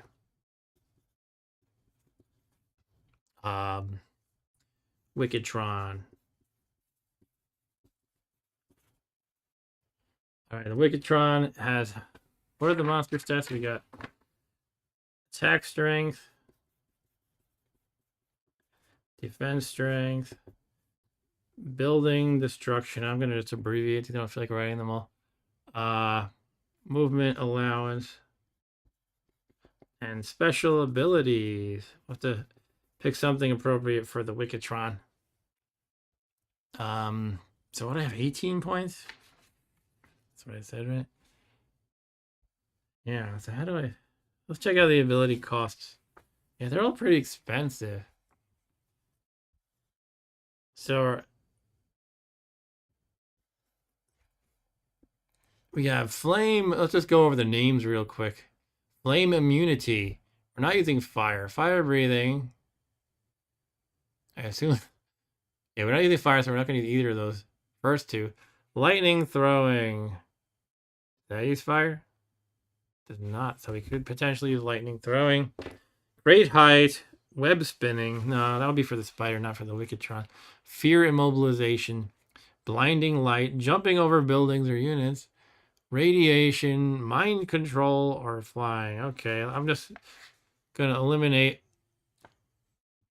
all the two fire things. I'm eliminating because they don't make sense if we're not playing with fire. Web spinning just doesn't make sense thematically because I'm a robot. Flying also doesn't make sense. It could make sense as a robot. I don't know. I guess let's pick one of these because they're kind of expensive. Maybe just jumping. The jumping robot. I kind of want to get radiation, but with a cost of 7 when I only have 18 points. And Ryan says Mecharinzilla. And Brian says, I got that song in my head. Thanks, Mark. Yeah, Wickedtron is a song by a kind of really silly metal band called 3 Inches of Blood. They mostly have kind of like D&D like lyrics, but the story goes they were at a concert before they got big. Big meaning relative in like the metal scene, I guess. Somebody randomly wrote on the wall, maybe it was in the bathroom, I don't remember. They wrote the word Wickedtron, and they said, yeah, we should make a song about a killer robot that's unleashed on the world, and it's called the Wickedtron, and It eliminates humanity. So they wrote a song about that called the Wickedtron, and it's spelled like that. That's where I got it from. And Brian says, mind control them with your Hypnotoad power. Yeah, that could be. I could change to Hypnotoad, actually. Now let's just choose one power for the Wickedtron. I guess I'm going to go with jumping just because it's cheap. I'm too worried I'm going to have no points for my core stats. Let's see what that actually does. I mean, I guess you can imagine. The monster may move from any box to any other box that is within 2 boxes without passing through the intervening box. Okay. That's pretty much what I expected. The destination box may not be impassable to the monster or occupied by an enemy unit, although the box stepped over may be. The monster must pay twice the standard amount of movement points to enter the destination box. Cost-wise, that would work, but I'm not feeling it somehow.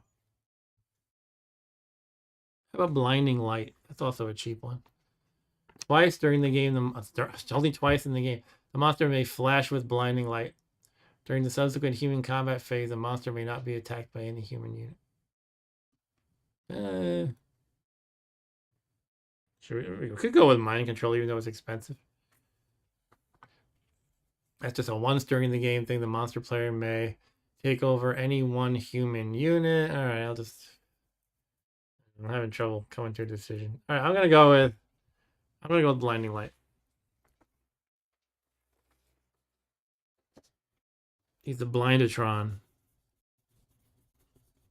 Okay, so that cost me. I don't want to write on this board. What am I doing?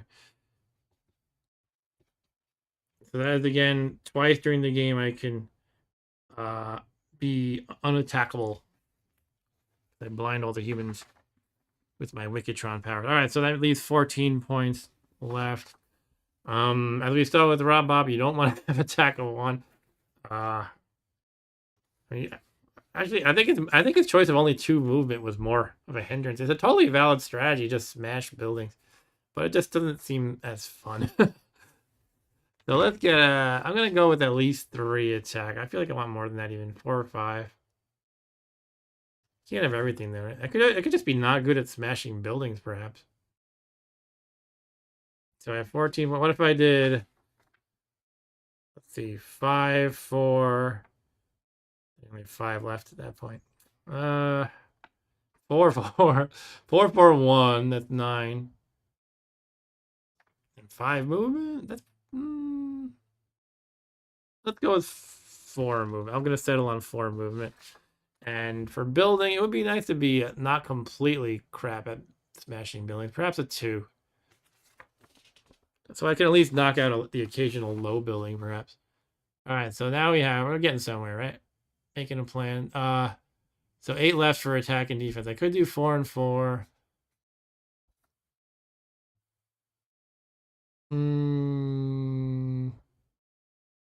What if I did 5 and 3 for the heck of it? Defense 3, though. Let's do 4 and 4. All right, so he's not good at building bashing, but otherwise he's kind of middle of the road and everything. That's kind of why I'm a little like, I wish he was like awesome at one day. But I saw what a hindrance it was to Rob Bob with the low attack and the low movement. I definitely don't want to have movement of 2. That's way too slow. All right, let's just roll with this. What are we gonna do? Can't have everything. All right. So I'm going to secretly. You know what? How am I going to do this in any sensible way? I'm supposed to secretly choose which side I start on. I guess I'll just pick one, and when I assign the humans, I'm not going to like take advantage of that. In other words, if I choose east, I'm not going to have all the defense start over here. I'll just, imagine I was like playing against another person and just kind of try to balance them, spread them out. So speaking of east, why don't we just go with he starts on the east side? So he's going to start, I don't know, either north or south of the river. Probably be in the river. I probably have to review the movement in the water for the monster. I don't quite remember. I think they can just move through it freely. No, I don't know. I'll look it up. So I'm on the east side. All right, so we finished the monster character creation. Now let's assign the people And we have to decide how many. We have to decide from 32 points. Okay, that's a lot of points. They don't get Wickedtron abilities though. Hey, it's a Wickedtron. I kind of like the idea of the fire, but I don't think that's gonna happen tonight. Yeah, I was thinking of that, Bri. 1d4. Should I just do that? Let's do that. 1d4. So I'm gonna assign the people how I would normally do it first, and then I'll roll a die. I don't have a d4 handy. 1 is north, north, south, east, west. 1, 2, 3, 4, 5, or 6 is gonna be a reroll. All right. Oh, actually, you know what? They actually have the numbers here. It looks like. Look at that. Oh yeah, that must be for the fire. Let me zoom in so you can see. I'll just go with what they have there. But the idea is, I guess when you're rolling for the fire spreading, you have to roll for where how the wind's blowing. And it's north is a 1, east is 2, south is 3, west is 4, and 5 or 6 is calm. I guess the wind doesn't blow, causing the fire to spread. It's kind of fun. It seems like a fun, chaotic aspect to it. Things on fire, and the fires are spreading around randomly. All right, but let's buy some troops. 32 points. Wow. It goes fast though. You buy 1 tank and it's 6. Should I buy 2 artillery? We saw how badass they were. Let's buy 2 artillery. That's for 10 altogether. Put 1 like here, and 1 maybe to try to kind of spread them around, but kind of having them sort of central-ish. Having good line of sight up and down. If you put it like here, that's not really good line of sight this way. But, you know, they can move around. All right, so it's 10 off the bat, 22 points left. We'll scatter some random cops around because they're cheap. And they can be fodder for stacking, as we saw. Maybe we'll go with however many I randomly grabbed. 5 cops, taking us down to 17. Let's place them around. Kind of feel like they should be... Yeah, I feel like that should be their big thing. They escort other more useful units. Should I stick them with the artillery? I mean, that's all I have on the board for now.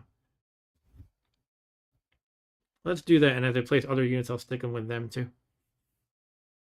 So we'll put them like this.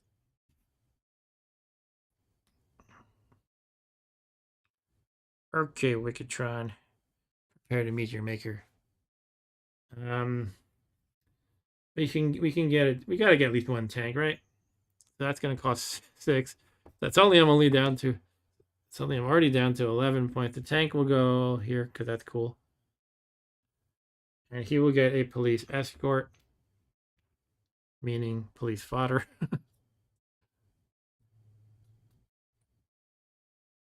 Okay. I mean, the tank is a lot faster than the police, so I'm not sure if I'm going to want them to necessarily stick together as they move. We'll see how it goes.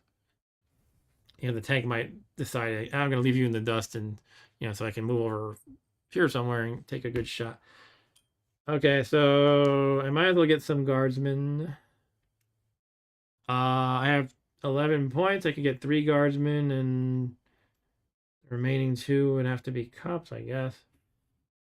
Yeah, so I guess 2 more cops even. Sure. That's all the points. All right, so I have to place. I took a helicopter by accident. Oh, I'm out of. Oh shoot. I'm actually out of cops. I can't take as many as I wanted to take. I have 1 extra point left over. So what I could do is take a couple of these back and get like another tank or artillery. I want to get another tank. I'll take out 5 of these and then spend the 6 for the tank. All right, so I have 1 more cop to place, 2 guardsmen, and a tank. These are actually called infantry, but whatever. Oh, I have a shoot. I don't know if I messed up the math or not. I'll count again at the end once I placed everything. Okay, so we don't know where theoretically we don't know where this guy's coming from. So we should try to protect every edge to some degree. Put a guardsman. Yeah. Stack with the cop. I only have so many cops. Just one more cop to place. In fact. Guardsman and cop here. And one more tank. I feel like none of the edges are very well protected. Tank, well, I'll stick it.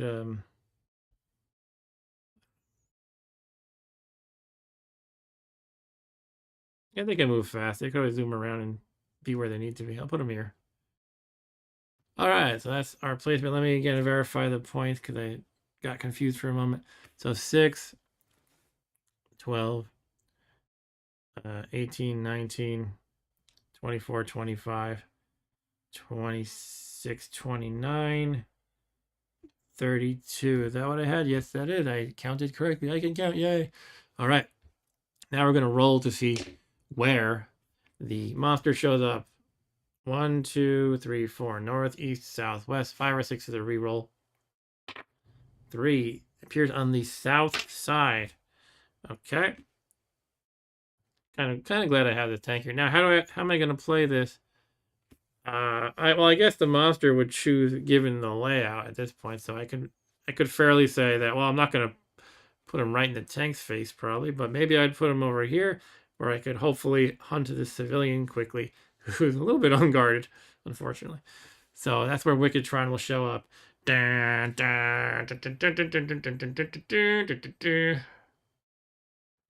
on, get in focus, Wickedtron. Focus, Wickedtron, focus. Ah, he's dead. All right. So Wickedtron has moved. Oh, jeez. He's gonna eat someone quick, isn't he? Just realized it. All right. Yeah, on both sides, so not necessarily bad.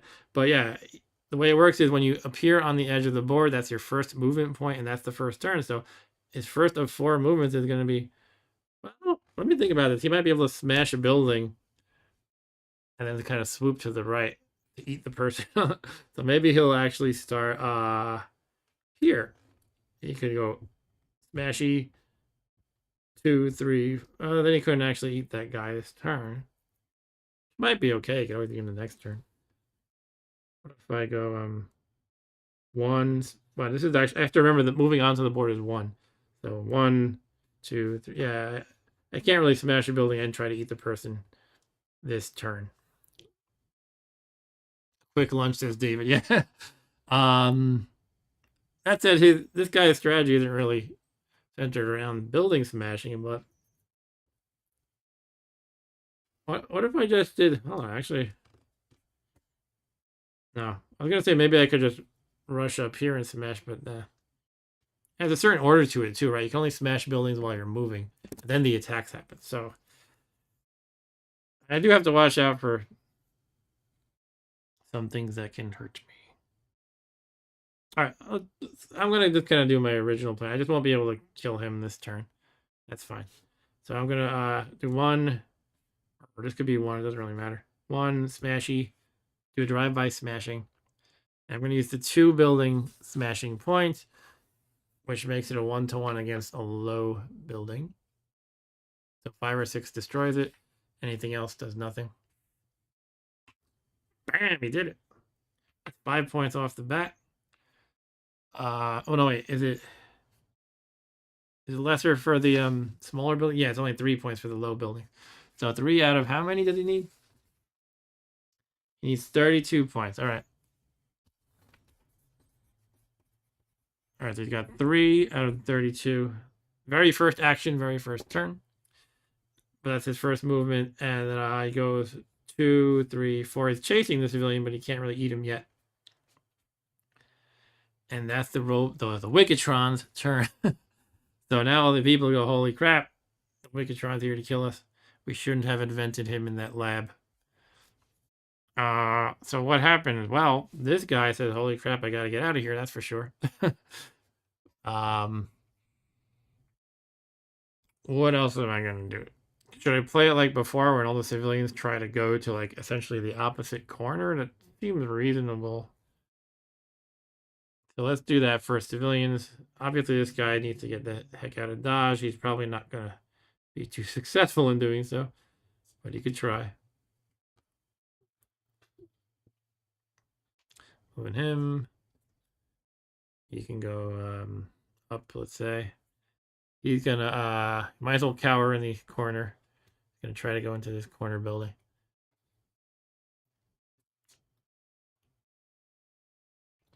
Hey, it's a Wickedtron.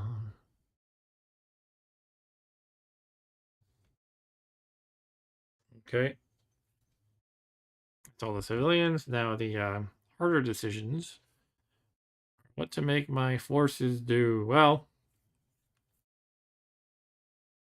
this stack is pretty good with its 4 combat strength. I should probably try to do some damage. Can't get there in time. But I might as well rush to the fray, I suppose. So 1, 2, 3, I guess. We're in the park. The guardsmen and the cops are driving on the grass. Fight the monster. Dare they drive on the grass. And I can start to send the military over and hopefully try to get line of sight.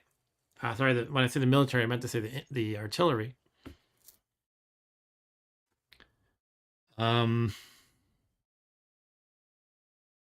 So let's start moving that direction. I don't know. I wonder if it's better to like kind of keep distance, but cover this lane like a like a rook in chess, almost covering a whole vertical lane. Because if he gets too close, I'm gonna have the robot snack on him as quickly as possible, or as soon as the opportunity arises. That would make sense to do. It's funny. I'm trying to like out strategize myself. It's interesting to think like this. I guess it's how it is when people like play chess by themselves or something. Although chess is a much deeper game than this. This is more fun. Your mileage may vary. I don't know. Let's say we're going to advance.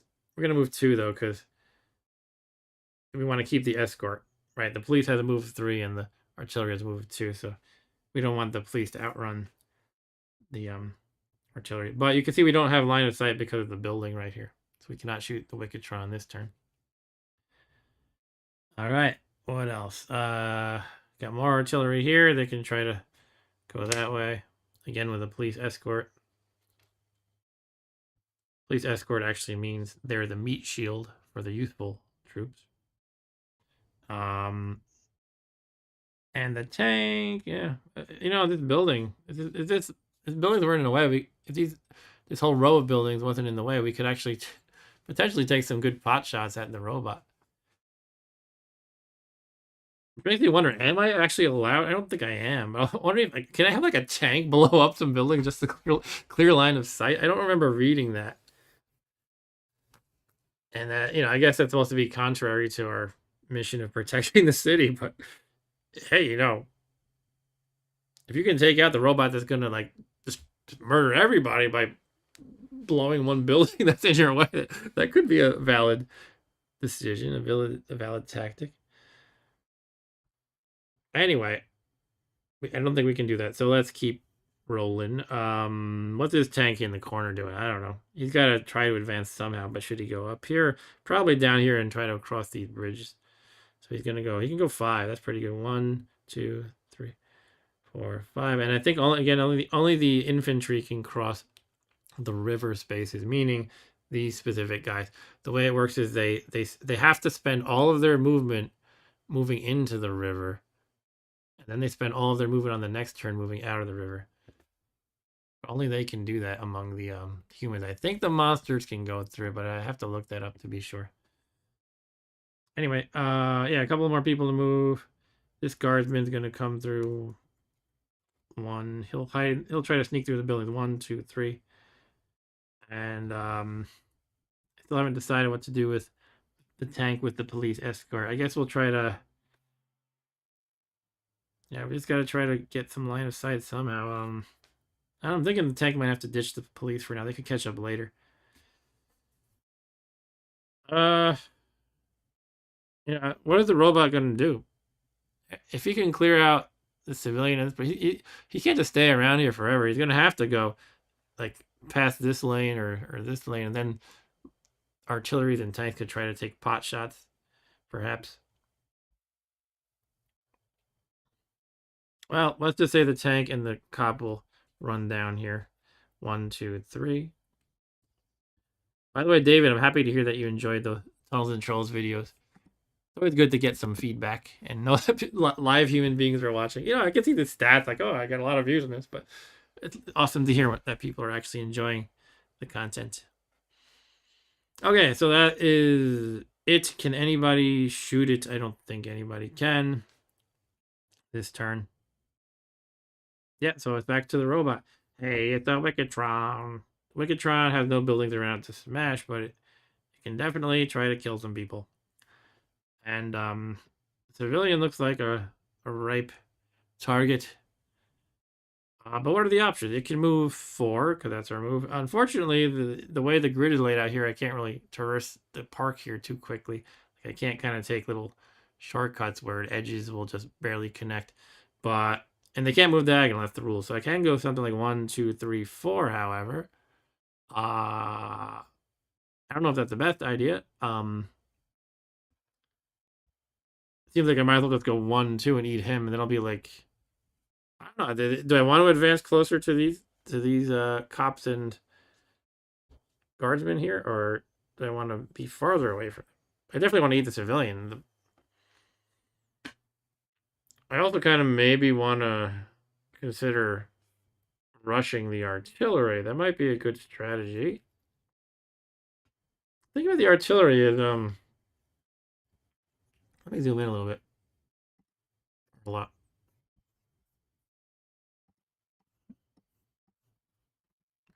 Something that's interesting that I wouldn't think should necessarily be the case, but that's how it is you think they should only have a strong ranged attack, but if the monster can get in close, they should be relatively easily pickings. But the way the game works is, your combat strength is your combat strength for attack and defense, with the exception of some guys, like our civvies here. Let me make sure I don't lose this place, who only have defense, and there's in parentheses. So I kind of feel like I should be able to rush it and take advantage of that as the robot, but that's not how it works. It's a strong defender essentially. So if I manage to rush that as the robot, it's his attack of 4 versus if I focus on the artillery versus 5, it would be rounded down in favor of the defender, so it actually becomes 1 to 2. Yeah, that's how it would work. 4 versus. So I'm actually something that's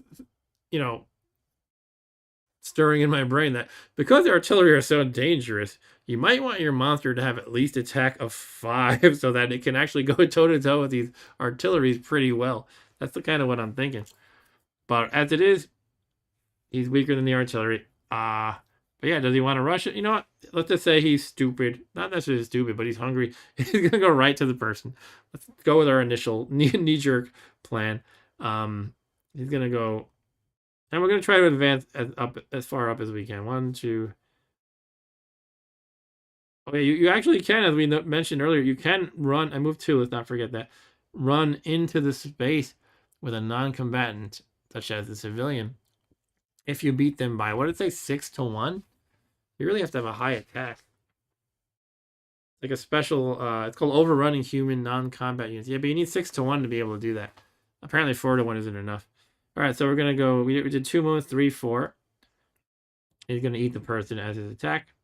So it's going to be 4 to 1. So we take the chart, look at 4 to 1.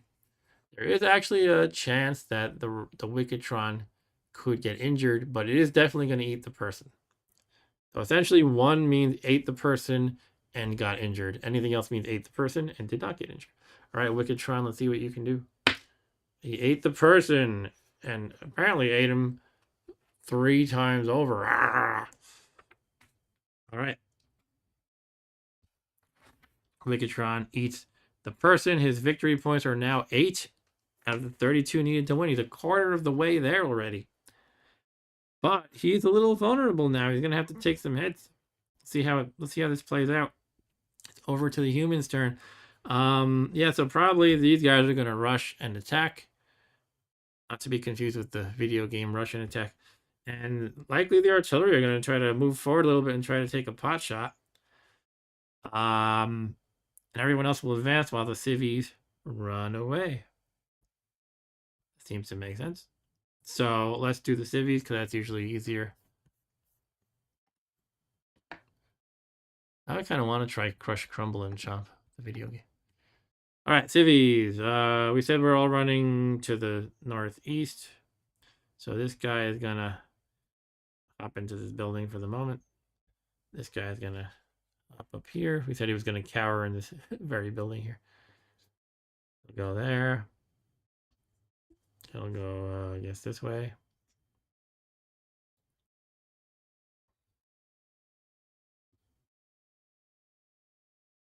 He'll go north up here into the building. Is that all the civvies? Yes! Except for the eaten one. The Wickedtron had a nice lunch. Alright, so now we will move the combatants. This tank is going to roll through with a movement of 5. 1, 2, 3, 4, 5. Trying to come up the bridge. I don't know. I feel like this Wickedtron might have some trouble. Some serious forces that are heading its way. And yeah, we got this other artillery coming. Well, this one we know where it's going to go. Basically, want to they're going to take the approach of staying as distant as they can, but maintaining line of sight. Well, distant while still being within the range of 6, which is the range of the artillery. So 1, 2, 3, 4. Maybe they'll just go here or something. Because they know that's fine. I'm trying to pretend like I don't have all the information, but they know the Wickedtron probably has a move of 4 because it moved 4, so it can assume if it's 5 spaces away, it's good, and it will be out of range. 1, 2, 3, 4, 5. So let's just say they move here.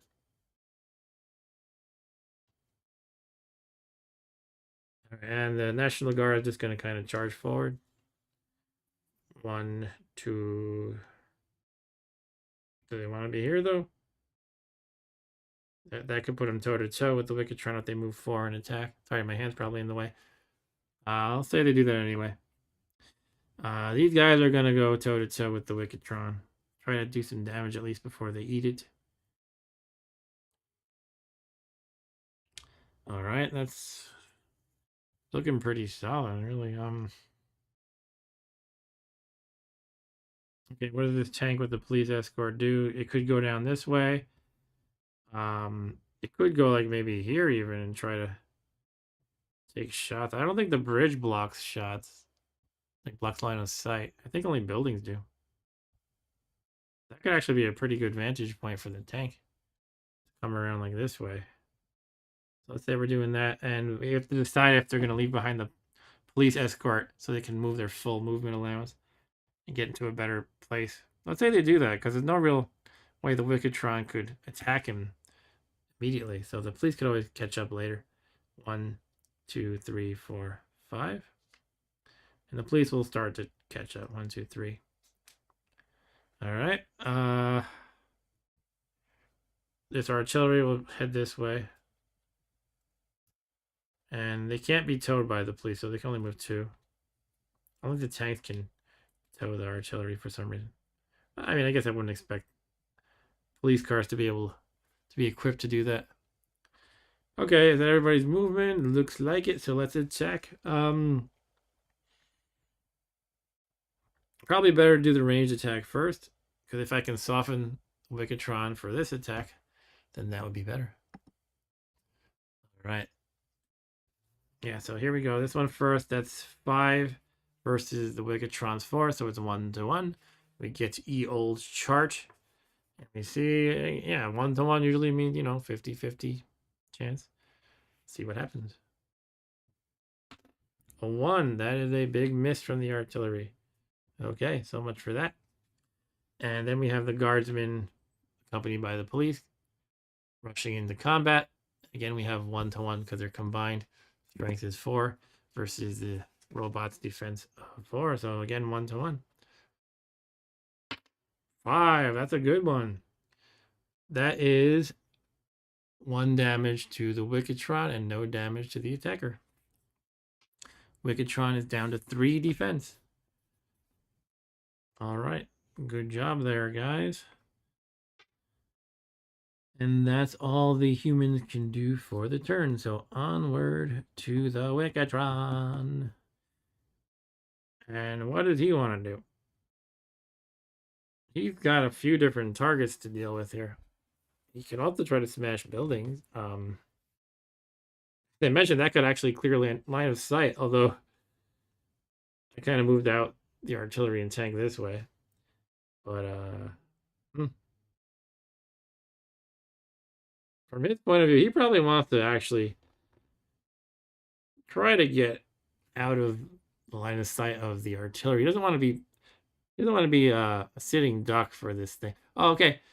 Yeah, see you, Ryan. Thanks for hanging out. Maybe I'll see you on the old goat next time. And David says, I am Wickedtron. I am not a threat. Ow. Yeah, always good to have you, Ryan. But yeah, let's see what we can do here with Wickedtron. Yeah, I think he wants to not be shot at repeatedly. So what does he want to do? Does he want to run on this side of the building, or even try to run over here and maybe take the tank head on? I don't know. He could just try to bypass everybody with his pretty decent move and try to chomp on civilians, just kind of flee through them and chomp on civilians as he goes. It's a valid strategy. I think he would take too much damage while fleeing. He probably needs to stand and fight to some degree.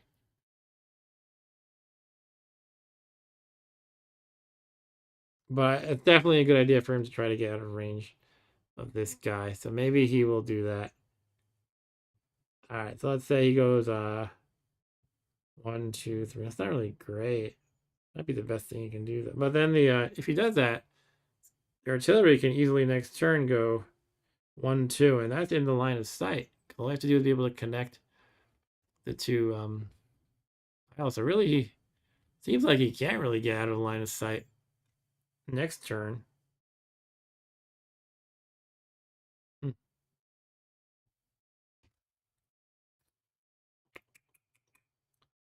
I don't know. What's the way? Should the Wickedtron just try to rush it? If he can take out the artillery, he'd be in good shape. But his attack is again 4 versus the artillery's 5.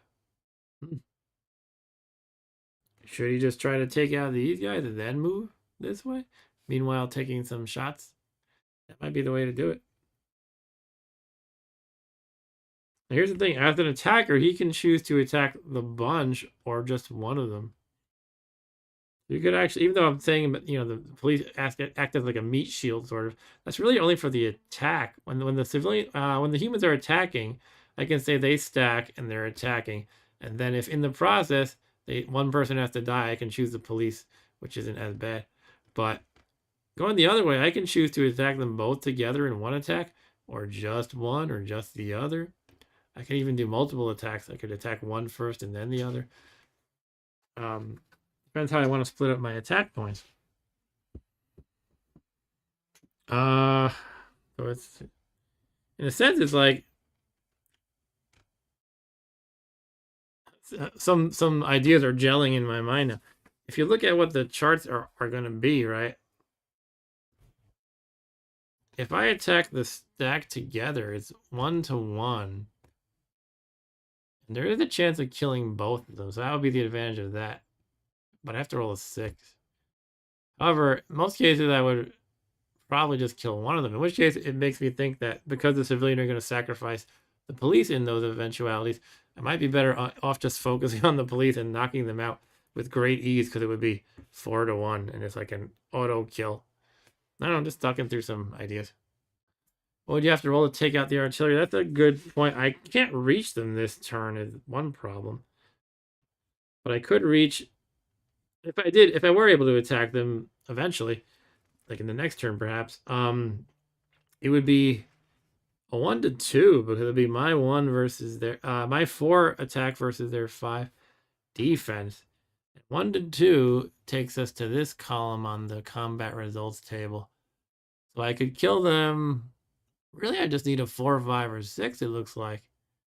So I would take damage on the 4. That's actually not bad. Maybe I ought to do that. It's a matter of do I want to take out some other guys first or just kind of rush to, maybe I should just rush to them and attack the National Guard. Then in the next turn I could possibly get the artillery.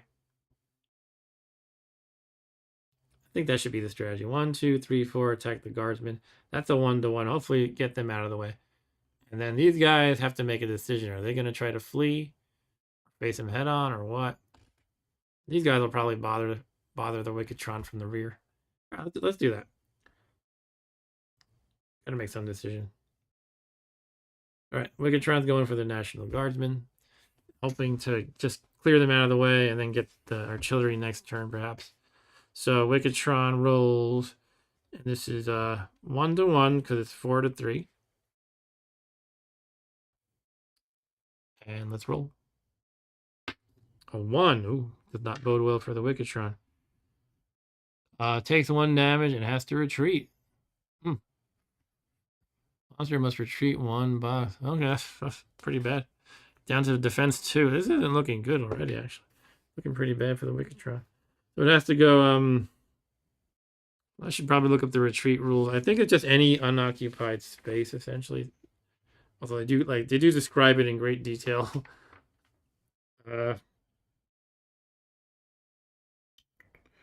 Retreat.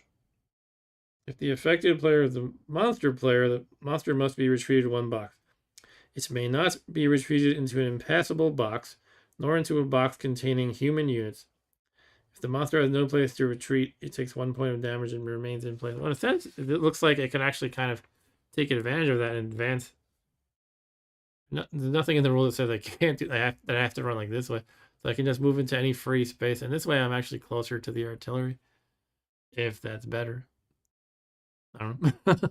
Anyway, it's not looking good for the Wickedtron in any case. I think it just has to get some lucky rolls or it's done for. But back to the people. The civilians again flee for their lives. Flee for their lives. Let's correct the camera here. We are turning them upside down this turn.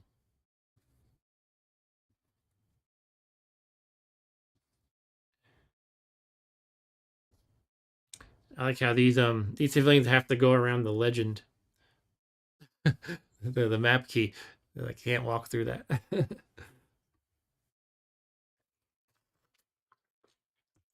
Okay, the artillery. You know what? The people are going to be smart. They're going to decide, they're going to back up the artillery and leave the cops in the way in the street here. So that the Wickedtron have to fight its way through the cops first and waste another turn. So the cops are going to sit there. And the artillery is going to back up.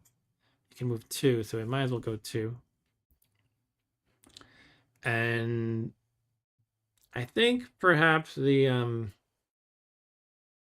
National Guard are going to want to join up with the police. On the other hand, maybe they want to block this road.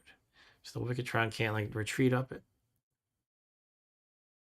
Hey Stu, how's it going? Yes, I'm playing Monopoly and Risk at the same time. No, as you can see from the lovely title on the right here, and also over here, is the creature that ate Sheboygan. Yeah, we're kind of winding down the stream. We played one game with Rob Bob. That was our learning game. Then he went to bed. Now I'm playing a solo game, which, it's not designed for solo, but you can do it. You have to outsmart yourself.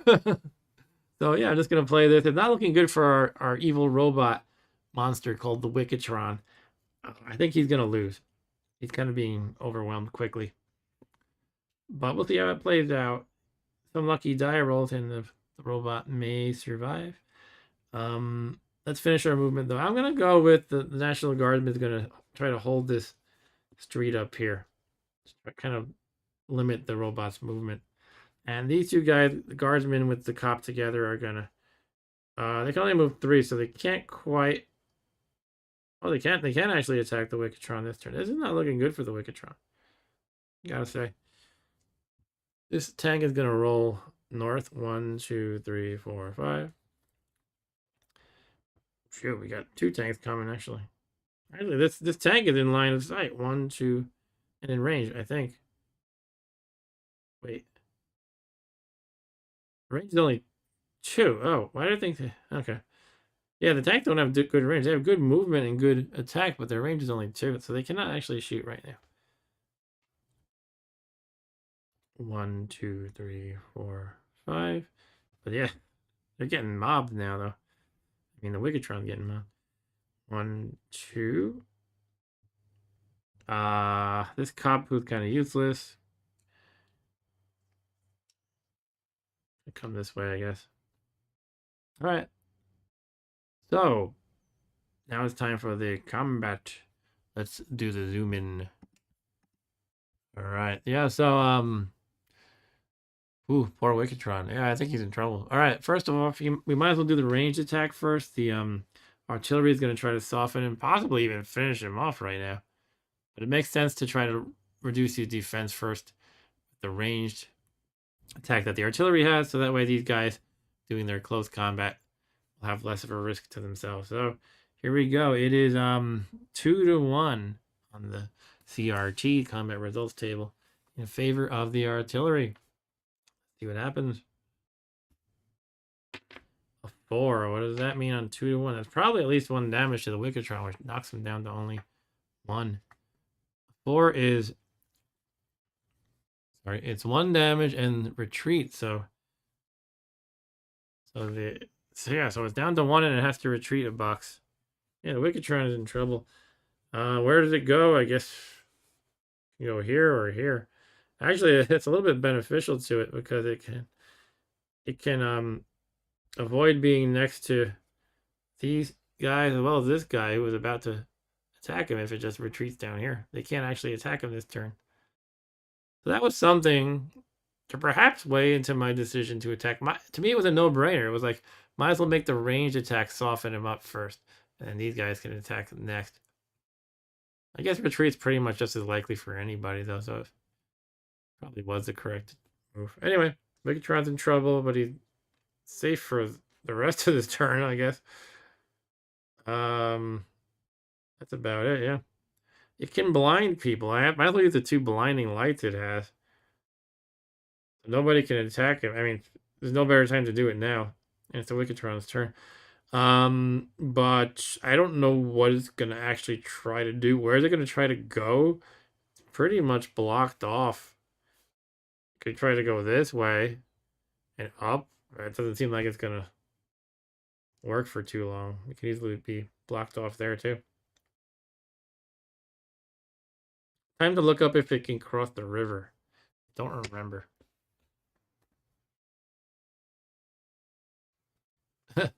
David says, would you prefer a game of chess as metal shards fly everywhere?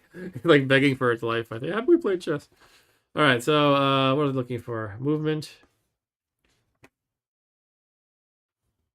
You know, so I missed a really big thing. Really big thing. I don't know if it will really affect the outcome, so maybe it's not a big thing. But it's an important rule to mention. To remember, there's a movement point cost that differs for the terrain type. Streets are 1, the parks are 2, actually. Low buildings are 3. Oh man, I totally missed this the whole time we've been playing tonight. Bridge is 1, tunnels 1, river is 1, rubble is 2. Oh man. Yeah, I was kind of zooming people through these buildings and stuff that they should have been slowed down in. Oh well, you live and learn, I guess. But I think that probably benefited the humans more than the Wicatron. Because they have a lot of different units that were just able to zoom through buildings, taking these quick shortcuts and everything. All right, so yeah, live and learn. What else can I do? But yeah, I wanted to look up if the monster can move through the river, actually. Is it just that it costs... Hold on. Probably just says right here. It has that kind of cross icon. May be entered only by monsters, helicopters, and fireboats. Helicopters and monsters never gain terrain defensive benefit. So it looks like the monster can move through it with a movement point of 1, even if it's a robot who'd probably you know, start spewing sparks and smoke from the water on its circuits. But that might be its only reasonable course of action. But now that we know the park costs 2 movement points, then it's kind of actually slow to move through there. Yeah, totally bungled that. Oh, maybe next time we'll get it right. I'm starting to think now, like, I'm just kind of getting the hang of the game. It would be cool to play it once we actually get it right, and also with all the features like the fire and the firefighters. But whatever. Let's see. So what does the Wigatron do? You can try to bolt through the park to get into the river. You can try to go this way. It could just go head to head, and honestly, when you have high attack but low defense, and he got attack 4 and defense 1. So for Stu who just arrived, your defense is kind of how good you are in combat on the defense, as well as it being your hit points.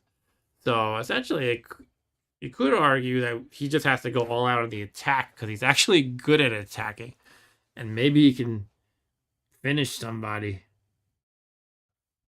Probably his best bet, even though it's not a very good bet.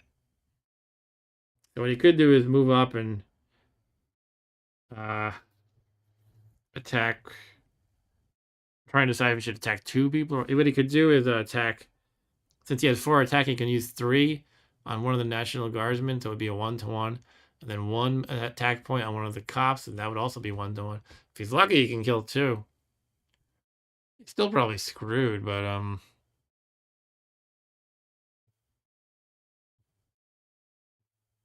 don't see any other option. I don't know. I mean, there's nowhere you can heal. I almost feel like there should be some way like they could find a way to heal. Like they if they can park and not move for a full turn, they gain 1 defense back or something. Just so that like there's some way to get out of the the boat he's in. Or we could try what Rob Bob was trying before, just kind of try to not engage in combat and try to smash buildings to get all the necessary points.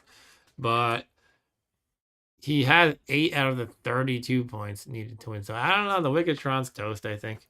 Let's just go out guns blazing, I guess. Oh yeah, and I gotta keep remembering the gotta stop forgetting. I mean, the blinding light. He might as well use it. Blinding light, they can't attack, and he has 2 uses for the game. So what he could do is go all out on the offense now. Use blinding light next turn, so they can't attack him. Go all out again on the offense the next turn. And again, use blinding light, and then that third turn go all out on the offense again. He might be able to mob up like all these guys in that time frame, and no attacks can be made against him in the meantime. That said, these tanks will advance by then. But that's got to be his best bet. Got to use the blinding light. All right, let's do it. Here comes the Wicketron. So he's gonna do it. Step forward, and yeah, I guess 3. Like I said, 3 attack points on 1 guardsman, and then one on a cop. I guess. Which ones are better? I don't think it matters a whole lot. So he's gonna attack this guardsman with the 3 points first. And what is the Let me check something in the rules. I think you can use as many attacks as you want, attack points permitting. So in theory, if I had 8 attack points, I could do 8 1-point attacks each. But I'm not entirely sure of that, so I just want to verify that I have that correct. Attacks by the monster.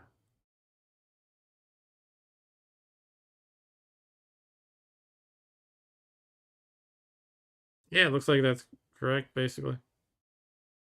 You just spend the attack points and divide them however you like. All right. So he's gonna go for this guardsman first. It's a 1-to-1 attack.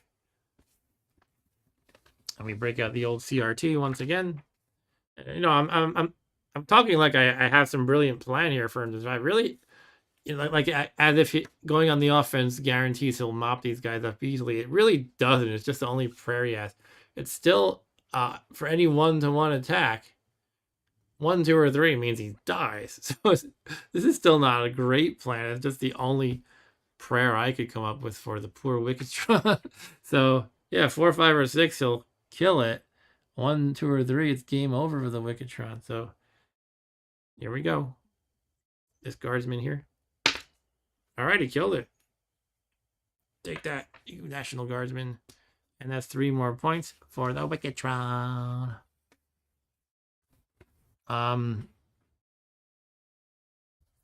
Yeah, so he's got 11 out of the 32 needed to win. And he has that 1 more attack point. He can kill either cop, or attempt to kill either cop. He could also just decide to save the 1 point. Let's take this one here. So again, we roll on the 1-to-1 chart, and it's the same deal pretty much. 1, 2, or 3, Wicketron is done. 4, 5, or 6, the cop is done. 1, the Wicketron is done. Well, I don't know. He didn't do too well at Wicketron. He took out. He hit a civilian. He killed a National Guardsman. He smashed this building up. That's all he did, really. Yeah, good game. Interesting game. And yeah, I definitely think the movement might have made a big difference though, because there's so many of these human beings that was able to just make them zip through the buildings and zip through the park, that I think it probably helped them more than it helped the robot. But hey, maybe we'll try this again sometime. I think that has to be it for tonight. It is 12:15. That's actually kind of the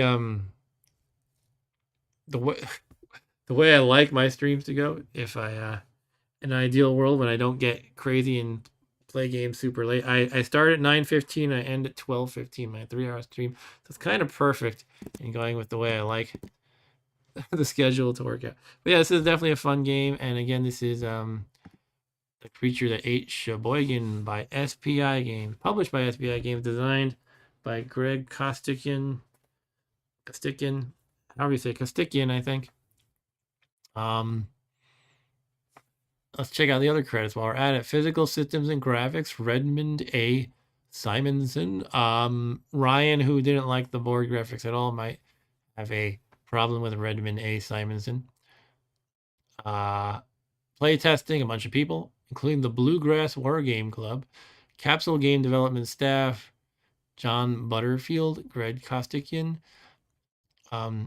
Phil Cosnett, David Worden, rules editing, David Worden, H.A. Barash, production, Orhan Agus, Robert A. Degny, Kate Higgins, Ted Collar, Manfred F. Milcon, and Rob Ryer.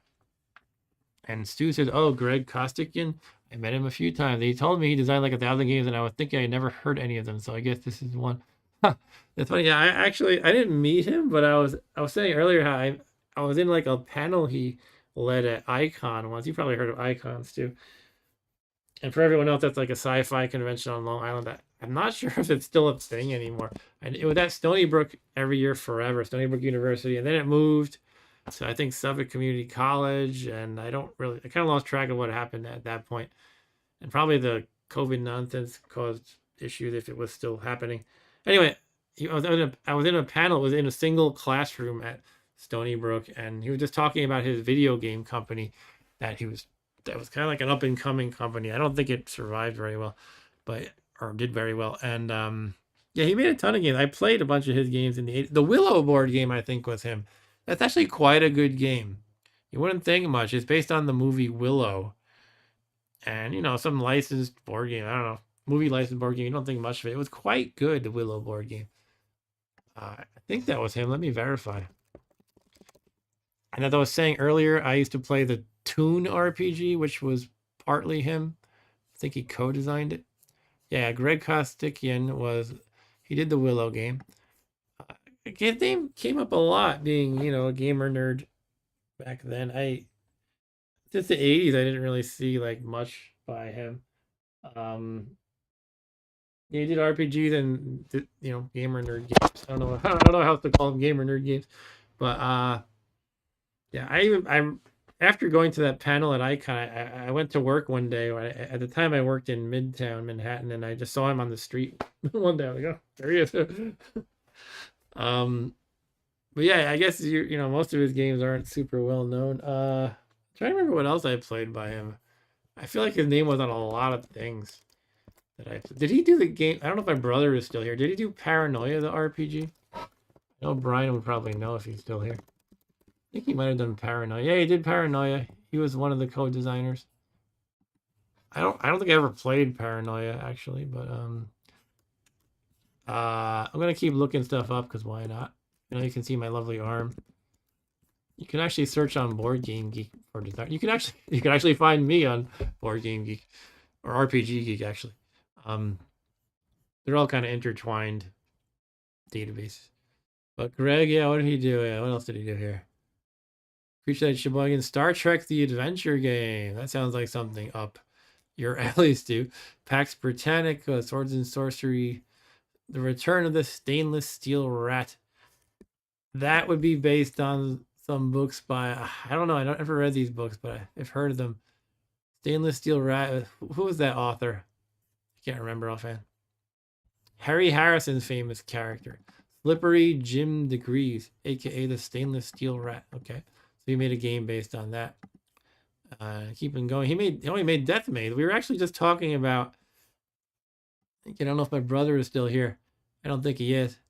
But he was talking about Citadel of Blood. He's like, did you ever play that on the stream? And Citadel of Blood is like very similar to Death Maze, essentially. And Death Maze was a Greg Kostikian game. He also made, I could keep going, Barbarian Kings. I'm not going to read every single one. Most of these games are probably not exactly super hits or super well regarded. He tried all different kinds of things, though, which is interesting. Like, he has a game called Price of Freedom, which looks like some kind of a Soviet US Cold War kind of game. This game called Dark Emperor, Megacore 2009. They say that one already. Star Trek 3, Star Trek The Adventure Game, Supercharged, The Battle of El Alamein. So he even did kind of historical war games as well as like fantasy stuff and sci-fi stuff. A lot of different kind of things. Swords and Sorcery is a game he made in 78. And then here's the Willow game again, which I remember having a ton of fun with. Willow game.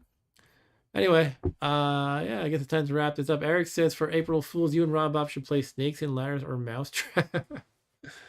Well, hey, why not? There's one time we did a stream where we just played very simple, less gamer nerd style games, if you will.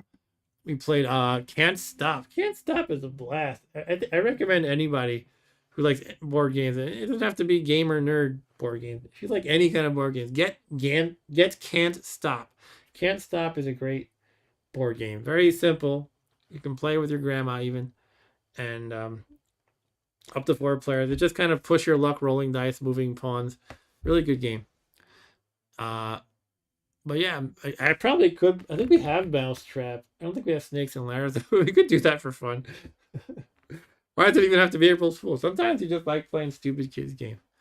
And I usually have to need an excuse, like I'm hanging out with kids. Like when Rob Bob was little, one time we took him to his cousins, and his cousin's friend was there too, and so it was 3 young kids and me, and it might have just been the 4 of us playing Mousetrap, and we had a blast. And let's see what else. Stu also said I never read them either, but I heard they're good. Oh, the books. And Stu said I had Can't Stop as a kid. I don't think I ever opened the box. David says, have a good night, Mark, and thanks for streaming. Good night, everyone. Yes, Can't Stop lives up to his name. Yeah, thank you again for stopping by, David Martin. It was a pleasure to have you in the chat. I was just thinking, I only have, unfortunately, one horror stream left for Saturday Night Gaming this month. It's been going by fast. Whole October's been breezing by, and I realized there's a couple games I want to play. I have the Dracula game book. It's a massive book. It's like this is the game book where you can be Dracula. I think you can play as either Dracula or like one of the vampire hunters. I guess like Van Helsing, which is insane because it's a game book. It's like you have a story with two fundamentally different points of view. I mean, I guess that's why it's so thick, but I've been really wanting to check that out. But I also have a computer game, World of Horror, that I did play on a Halloween stream, Halloween day exactly, and I could see that by my last play date in Steam. But I played it in 2020 on a stream on Halloween day. But the reason why I'm interested in that again is World of Horror version 1.0 just came out. It was like just a beta thing before. Now the real deal version is finally out. I thought that might be fun to play next week. Anyway, I guess I'm going to play one of those two next week. Also, I could keep playing horror games at any other random time. It doesn't matter. I don't know if this game is technically horror. Again, as I said in the intro, does Kaiju count as horror? You don't usually think of that. But, hey, it's a monster killing people. Why not? And, yeah, there's so many games that I want to play, says Stu. Yeah, I've seen, like, memes about this and jokes about this, but it's like when you're a kid, you don't have enough money for all the games that you want to play. Then you're an adult, you have more money than time for the games that you have enough money to buy games. Games aren't that expensive in the big picture, so you typically as an adult you should be able to buy games all the time, any game you want, but then you can't find the time to play them. It's the sad tragedy. Then you figure, well, maybe I can play all the games I want when I'm retired, but then your eyes stop working or something, and I don't know. I can't see the games. I can't see these tiny chits anymore. Where's my magnifying glass? I don't know. I'm just kind of babbling at this point. So yeah, let's do the romper room style shout outs. Thanks again to I think you're new to the chat, David Martin. I don't remember you being in the chat before. David Martin and our super regulars, Eric, Johnson, and Stu and Ryan. I think you've officially joined the ranks of the super regulars, Eric. And also we want to say hello and thank you to my my brother and sister-in-law who showed up earlier, Brian and Megan. And did anybody else show up? I think that's everybody. Did I get any trolls calling me foul names? Nope. And I will forget Doobie. I'll forget Doobie. You reminded me. You sent me a clip recently too. I just never think of that. I just think of Romper Room when she's naming all the names, and I would hope she said Mark sometimes. And the poor people who had obscure names never got their names mentioned. All right, that's all, everyone. So hopefully I'll do a Thursday stream next week. I haven't done them lately, just the schedule hasn't been working out. But the old goat stream is yeah, I plan to do it Thursday. I might do a jump man. I'll see if I have enough time to finish practicing, but I want to do a jump man attempt to win. First attempt to win for me. I want to practice the levels that I am not good at. I've already done a little bit of that. I want to be able to play through all of the levels from 1 to 30 and beat Jumpman for the first time since I played it in like whenever, like 1986 or something. That would be a cool thing to do live, I think, if I can practice the levels I suck at a little more. Otherwise, I'll just do something random. I don't know. All right. Enough babbling. Thank you, everyone. See you next time. Take care.